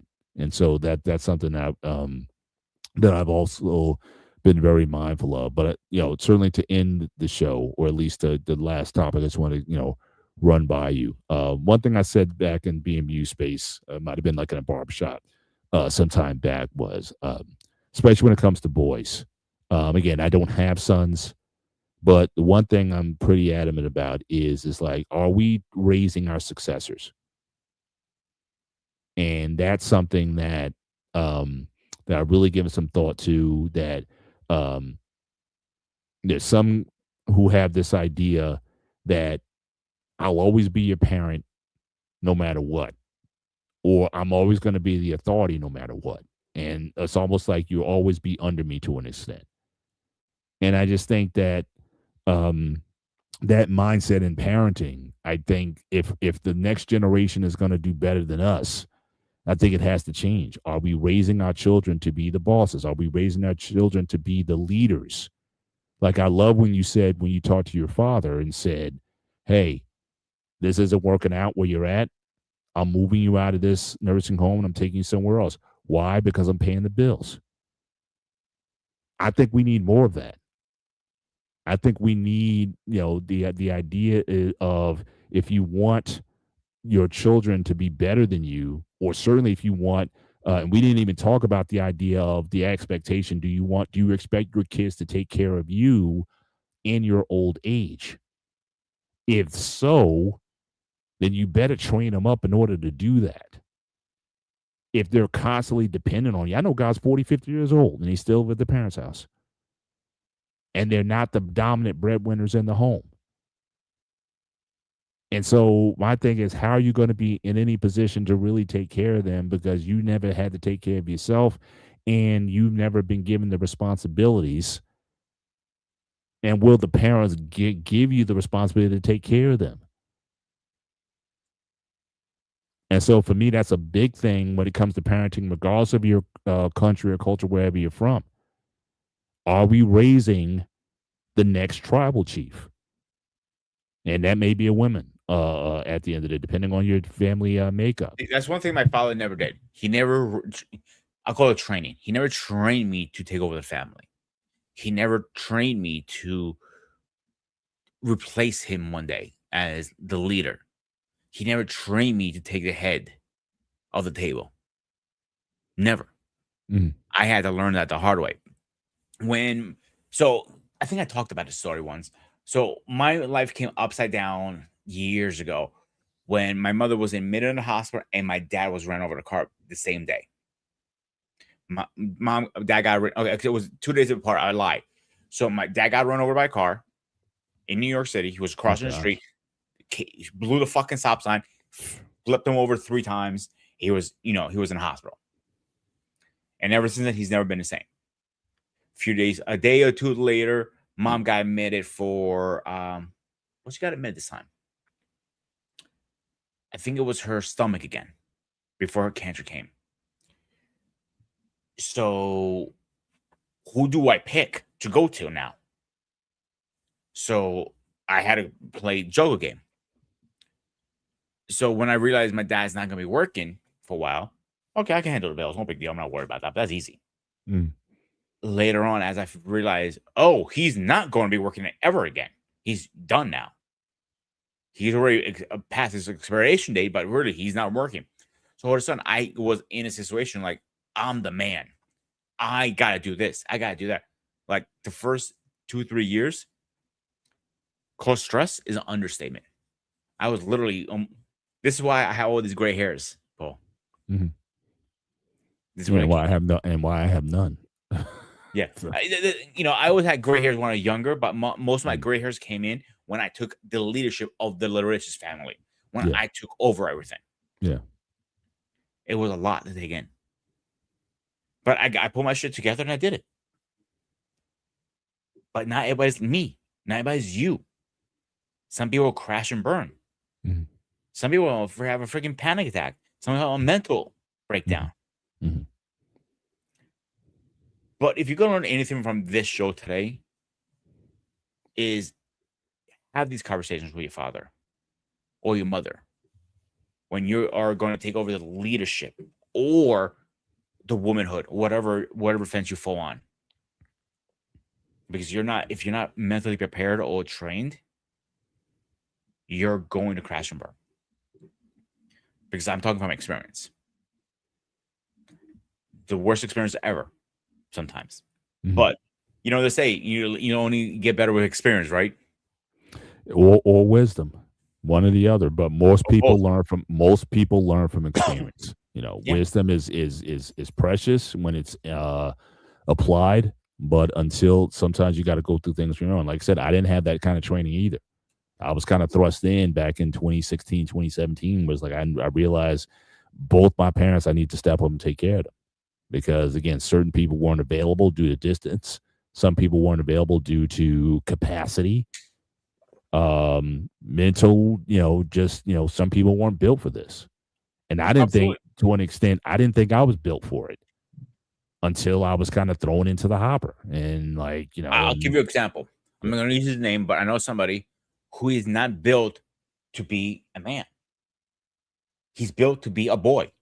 Mm-hmm. He wants to do his own thing. But by man, I mean like going out dating, find a wife, marry, kids. He's not built for that. Mm-hmm. He keeps saying he wants that, but I know mentally and everything he has, he's not going to ever be there. Mm-hmm. He cares about other things more. So he's never going to be the man of the house. As much as he wants to be, he's not, because what he wants is impossible to find out there. He wants no flaws. He wants somebody says yes or no. You know for a fact that's not true out there. Mm-hmm. Like if here a good example. If your wife says she needs a new bag and costs whatever it costs, you're going to say no to her? Probably. It depends on the situation. I mean, if it's not in the budget, if it's not in the means, then no, not for now. Yeah, that's a different sort of budget. But I'm saying you guys, let's say you have the money, extra income, and pretty much yes. If I can get it for sure. I mean, I love my wife. I want to, exactly. So here's the argument I got with him. Okay, a purse is not an investment, but a gun is. I looked at him. I called him an idiot for that. So he wants to get her a gun instead of a purse. No, his guns. She's not allowed to touch his guns. Mm-hmm. But she's not allowed to get a purse. You see with this? Yeah, I mean, there may be, some control. Yeah, but I'm using it as an example. But yeah, him being a father, No, Mhm. he won't be able to handle that. He wouldn't be able to Right. handle the leadership of the family at all. Yeah. His brother's a whole different story. His brother's a good father. I met his kids. I see how he's raised them. I see how he's parenthood. He's a good father. He doesn't use corporal punishment, but he threatens them. He's going to one of these days. Mhm. Like he grabbed him, like okay, you're gonna talk back. He goes, no, okay. He's never slapped him. He told me Mhm. that. He never raised a hand on him, but he pretends he's going to Mhm. get his point across. Right. And that's pretty good parenting. If you don't ever have to, like you Well, as said, long like as it works. If they start to figure it out. Like I it's been said, working so my far. thing is, yeah. Like I said, I would never make a never make a threat that I didn't follow through on. I mean, I think that's part of it. Like I said, that's what I said about earlier, being consistent. Mhm. And if you can't do that, then that's a different you once the kids figure that out, then they'll try to walk over that. So you have to be mindful of that. But yeah, I mean, you have to but just the idea of, again, are you raising a better version of yourself at the end of the day? Oh, that's And not again, to really take over. Like I kind of said it, and guys kind of lost it when I said it I think it was in the barbershop show. I think you should be raising, if you have a son, you should be raising your son to kick your butt. So again, if you're a martial artist, Pete, you're I'm one step ahead of you. Master Ray with Shin. He trained his son to take over the school eventually and take over the style. So, what he never got to the point he had to fight his own father for real. Mhm. But I think in reality, if he had to do that, I think Shin will kick his Ray's butt any day of the week because he's obviously younger and faster. Yeah. So That's you it. I got mean, I that think, but I think nature mandates that, right? yeah. I mean, you see this in biology. I mean, why do people get, for the people who get it, why do you get a flu shot every year? Or a COVID booster shot, if you're into that. I'm not getting political here. I'm just saying, whatever vaccination protocol that you follow, why do you do it? Is oftentimes because the person or the bacteria, it develops an immunity to the one that was last year. The strain adapts to the new one, so it gets stronger. And so, just like in nature, I think you need to get stronger.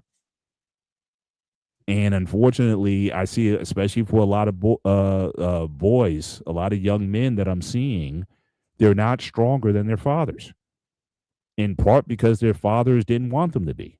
And that's a lot of brothers don't want to hear that.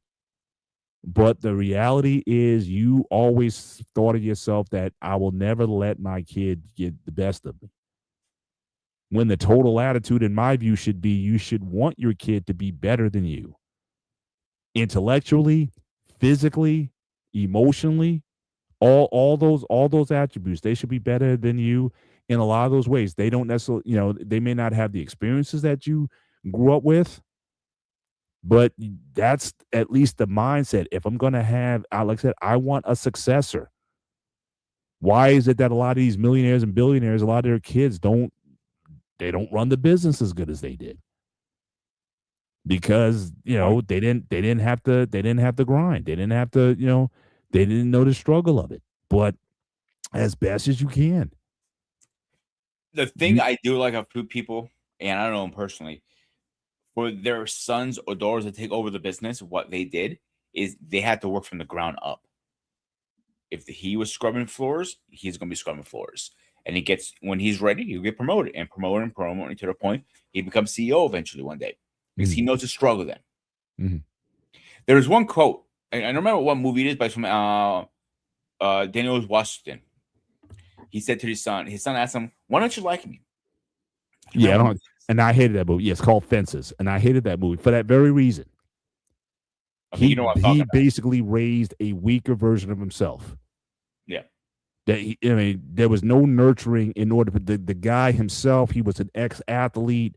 He basically hated his life because, again, I guess he was like a baseball player or something, and something happened where he didn't get a chance to play baseball, and he hated his life.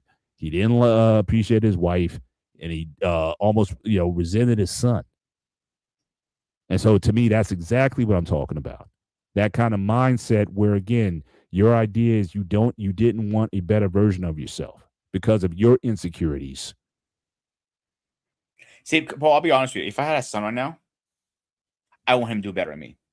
I want to outpass me. Like, if he becomes a chef, and that's great. Don't expect him to be a chef. But let's say he becomes a better chef than me. Maybe he becomes like a Ramsay's level, like a up there, like a global chef. Great. You blew every expectation out the water. I don't want him being to my level. I want him to be above me.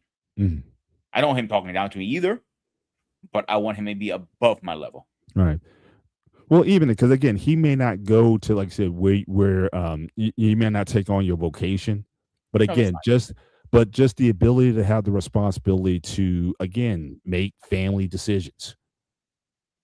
Can you be like, if you want to use a movie reference, like The Godfather, right? I mean, Michael Corleone, took over.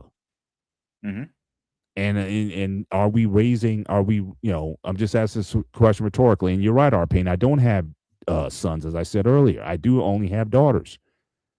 But you see just as much as I do with a lot of these kids, a lot of these boys, and where they're at. And yes, some of them being raised in single-parent households by their moms, at least in the Black community. I get that.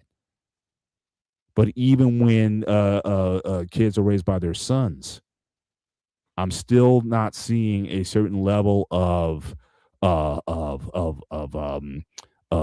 whether it be masculinity or just drive. Guys I know now, they're kids. When I meet them, they're passive. You go to shake their hand, they don't look at you. Even with their fathers around.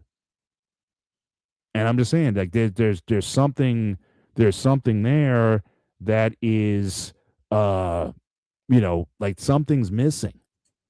Now you put a baseball in their hands or a basketball or something and go out there and play. But in terms of life skills, social skills, different ways of moving, there's something missing. But I'm just saying that, there's something, I think, in certainly in the African American community, where boys or young men are being neglected in certain ways, or we're not, because as men we wanted them to do what we couldn't do. Like, there was no travel team back in the day for Gen X's and Boomers, but we wanted them to have it because we never had it. But is that our primary responsibility as men to give them those things, or is it our responsibility to train our successors to take over the family and stuff? When I get to a point where I can't make decisions for myself, I want my daughters to be equipped in such a way to say, hey, this is what's going to happen, Dad. And to me, that's what I'm seeing, that we have to have that kind of conversation. And we can't be afraid of that. My man hopped up last minute because he's got admin rights. So he you muted, sir. I think you have a hold name. Why not? Gentlemen, what's going on? Muted. Oh, yeah, let me unmute myself. I'm muted? No, I can hear him. Sir. I can hear him. Okay, can you hear me now? Yeah, I can hear you. Can't hear you. I can hear you. So I can it seems like it says here you're unmuted. I'm looking at your screen. You okay? Can you hear me now? Still muted. Oh, I can hear him. Can you guys hear me? Hold on, let me get out of here and come back, because I know I'm on. Now, Pete, you're muted now. You're just playing. Say what? No, Paul, can you hear us? Hang on, something happened. Hang on a second, guys. What the fuck is going on here? Pete, can you hear Arpane? Yes. Okay, so it's me. Yes. All right. Let me go out and I'll come back in. But you can say in the last few minutes of the show, you can say what you want to say. I'll try to come back in. No, I want to talk to you. So I want to when you come back. Listen, I wanted to ask, how does he I wrote you guys a challenge in my English here. I just wanted to see how his theory about having sons be better than the father, how does that translate to the daughters? That is a good question. Yeah, that's what I want to know. How does he view that? I mean, because the sons could get more powerful, stronger, better, more skilled. But what's the corollary for girls? Because I don't disagree that they should have maybe a more aptitude, more something that's better than the father. Can you hear me now, Mr. Bennett? Yes, I can. Can you guys hear me? Yeah, Yeah. one I wanted to the question I had for you wasn't that I had anything with your theory about your sons. I was saying, what's the corollary if you only have girls? Because you want them to be better too going forward. You know what I'm saying? What would that look like? I guess it's a little different for me because I still believe I'm sort of a leave and cleave sort of guy. Like they're gonna grow and hopefully they get married and they're gonna have families and they're gonna cleave with that. Right. So would I still want them if something happened to me, if they were to come and take over? Yeah. And I think there's still an aspect of the way we raised our girls, like I said, having jobs, having responsibilities that I think goes with that. And the one who's in medical school now, she kind of has that mindset already. It's like, you can almost kind of see that she's going to be the one. The other two, they're still fleshing it out. They still got to get some maturing that they still got to do to get there. But I think the fact that she went away to school and kind of saw, just lived a different life, I think her perspective changed a bit. And she realized what it took to raise us. And so therefore, okay, now I need to. And she also saw how I took care of they all saw how I took care of my parents in their old age. Right. And so they got that experience also. It's like, yeah, these are the things that you do. So again, I'm hoping, what had happened, or certainly if, my wife and I in position, we won't necessarily need that, but I think we're all going to need it. I mean, we're all going to lose faculties at some point, and there's certain decisions that have to be made. And, hopefully I can, again, school them on the sort of decisions that need to be made. I'm telling them now. It's like, look, if you need to put me in a nursing home, I ain't fighting you on it. I mean, like I said, you do what is required in the circumstance situation. I myself, I pray to myself, like, I don't want to be that parent who's going to be fighting. Like Pete, like knows his dad is not in a good place. He knows he needs to be in a better place, but his dad is fighting him. And I just pray I never be that guy. I want to make it easy for them in order to make decisions on my behalf. So yeah, they can sign. I can give them power of attorney. I'll give them whatever they need to make decisions. Because again, one thing I am sure about it, that I've raised them as such that they wouldn't, that they wouldn't shy away from that. They wouldn't shy away from that responsibility. Yeah. Because I talked to my daughters about that. I say what? I'm sorry. Quick question: if something did happen to you, which of three daughters will be mostly responsible for you? Probably my oldest.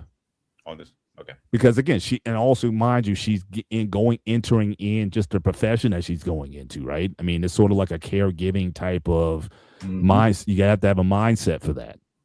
And I think she's out there, like the other two, they're still, fleshing out. They're still kind of like they're recently graduated to get into their careers and stuff, and they're still kind of fleshing some things out. But even my youngest is showing signs of like she understands certain things. She's becoming more in the last year. She's becoming more self-aware of the realities of things and things that need to be done. And so, so again, I hope to use this time in this season where again I can have more occasions to talk about and communicate and possibly formulate what is going to be that life's in plan for her and my wife. Right. And so if something happened to you, when my daughters they're geared up to, like, for me, I don't think of myself that much in terms of, they're geared up. Like I tell them, we have these conversations. I said, if anything happens to me, I tell them to take care of their mother. Because they're both grown now.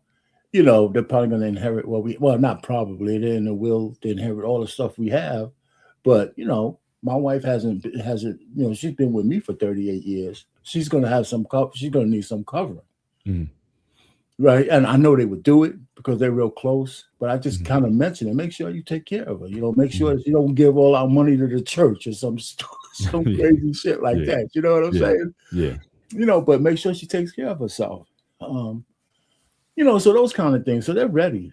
They're both professional. I guess if anything they got from me is that they work all the time.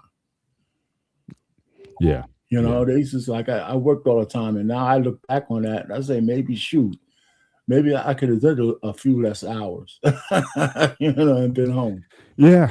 And then there's that balance that you want. Because again, it's weird now. I think more about family or my children having families.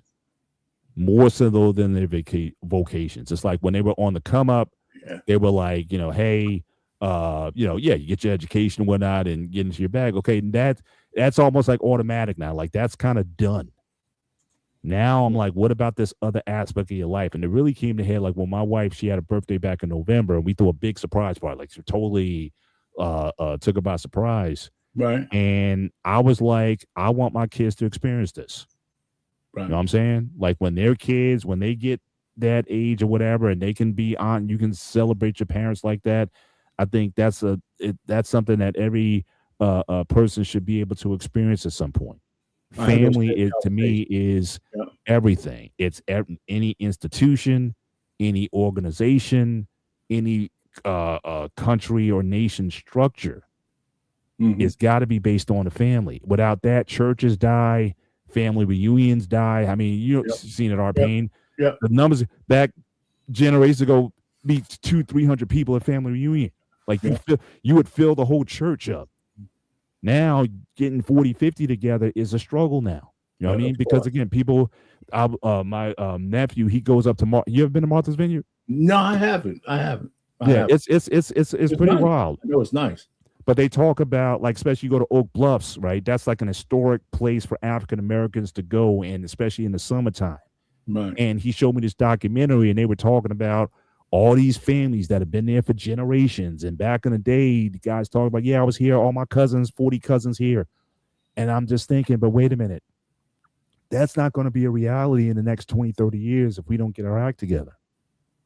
Because if we're not going to be marrying and having families and that has to be continued. And if we don't do that, then that great history, as great as it is, I mean, you're talking about people going back over 100 years. It's gonna go away. Yeah, no, it's gonna go away. It's gonna go away. So that's really I guess where my heart is these days. That I want, certainly my daughters to find a lot. I told my daughter now, it's like, because we went down there back in September, it's like, you better find your husband here. I saw so many brothers down there. I mean, with them doctor's jackets on and stuff, it's like, yo, this is like photograph. If you can't find one here, I don't know, but that sense of, at life, like I said, there's a lot of things you can do in life. I mean, especially here in this country, you have so many choices, so many options of what you can do. And I'm not trying to inhibit you from doing a lot of those things. I'm saying that, again, at foundation, don't think family is optional. And that's going to involve, again, parenting, raising kids. And again, there's no rule book to that. Both of us know we've had daughters and they turn out how they turn out. Like I said, we can put guardrails up, but they're gonna be their own persons, Absolutely. But I would never trade, I think, my greatest achievement, I think, in life. Like I said, is one, being a husband and then being a father. Yeah, I agree with that. To me, that's kind of where it is. That's where it is. But anything else you want to say, Arpain? No, I heard you getting ready to get out of here. I just want to pop up to make sure I got that question. You're welcome anytime. We really appreciate it. I appreciate it, man. I pop in, man. Stay silent in there, listen to you guys once in a while, man. We appreciate it. Some days, if I'm over here watching football and all that kind of stuff, like I'm sure you probably had the game on in the background somewhere. I was kind of glancing, but yeah, that was the only right. That was the only, that game was all right. Yeah, but it oh geez, somebody else just popped. Someone else just popped up, so we got to put the user in timeout. Popped up. Yeah, she's going.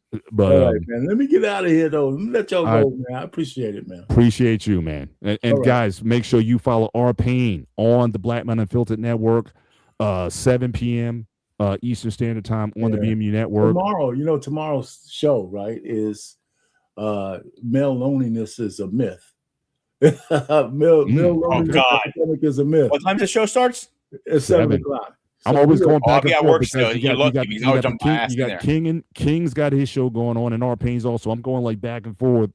King got one on 7 o'clock on Monday. He got 7 o'clock also. So I'm I'm walking a dog and I'm going back and forth between you two. So it's very simple. Fix that. Yeah. You get a 49. Listen. You get a 49-inch monitor on your computer, like I have. and he can split the show in 2 screens. There you go. Like I said, I'm walking the dog. Like I said, 7:00, I'm out with the dog, and I'm listening to both shows. By the time I get in, King only goes like an hour straight, so 45 minutes straight. So he's out, and then Payne he'll go on for a little go on for a little longer. But like 2 hours at most. All right, gentlemen.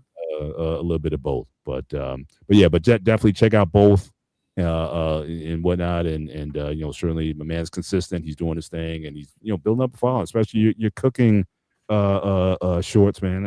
Again, I'm just saying. Yeah, all right, man. I try, man. I'll see you guys later, man. Happy Sunday, man. You too, brother.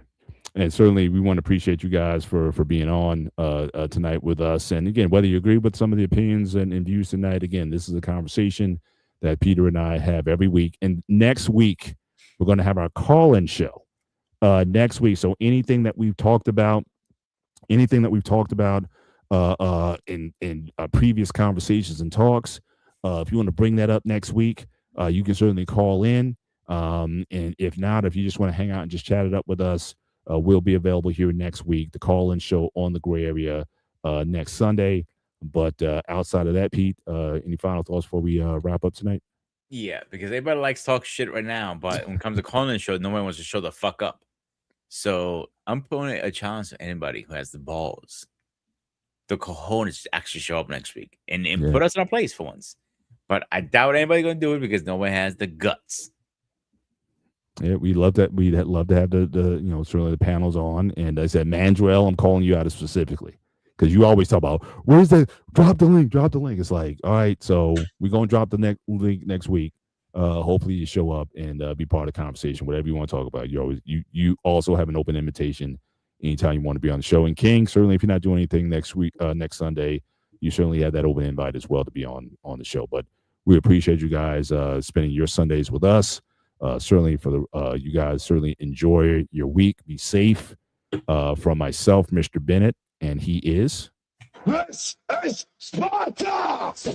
And this is the Gray Area on the Black Men Unfiltered Network, simulcasting on the Sparta HQ Network. Make sure before you leave tonight, hit the like button. Consider becoming a subscriber to both channels. Again, Sparta HQ Network, totally different listing of shows, certainly during the week. And but again, every Sunday you'll see us here on the Gray Area. So for myself and Sparta, this is the Gray Area. Take care. God bless. We'll see you next week. And we got to do a hard stop because I don't see the outro. So I'm just going to end it here. So you guys, good night.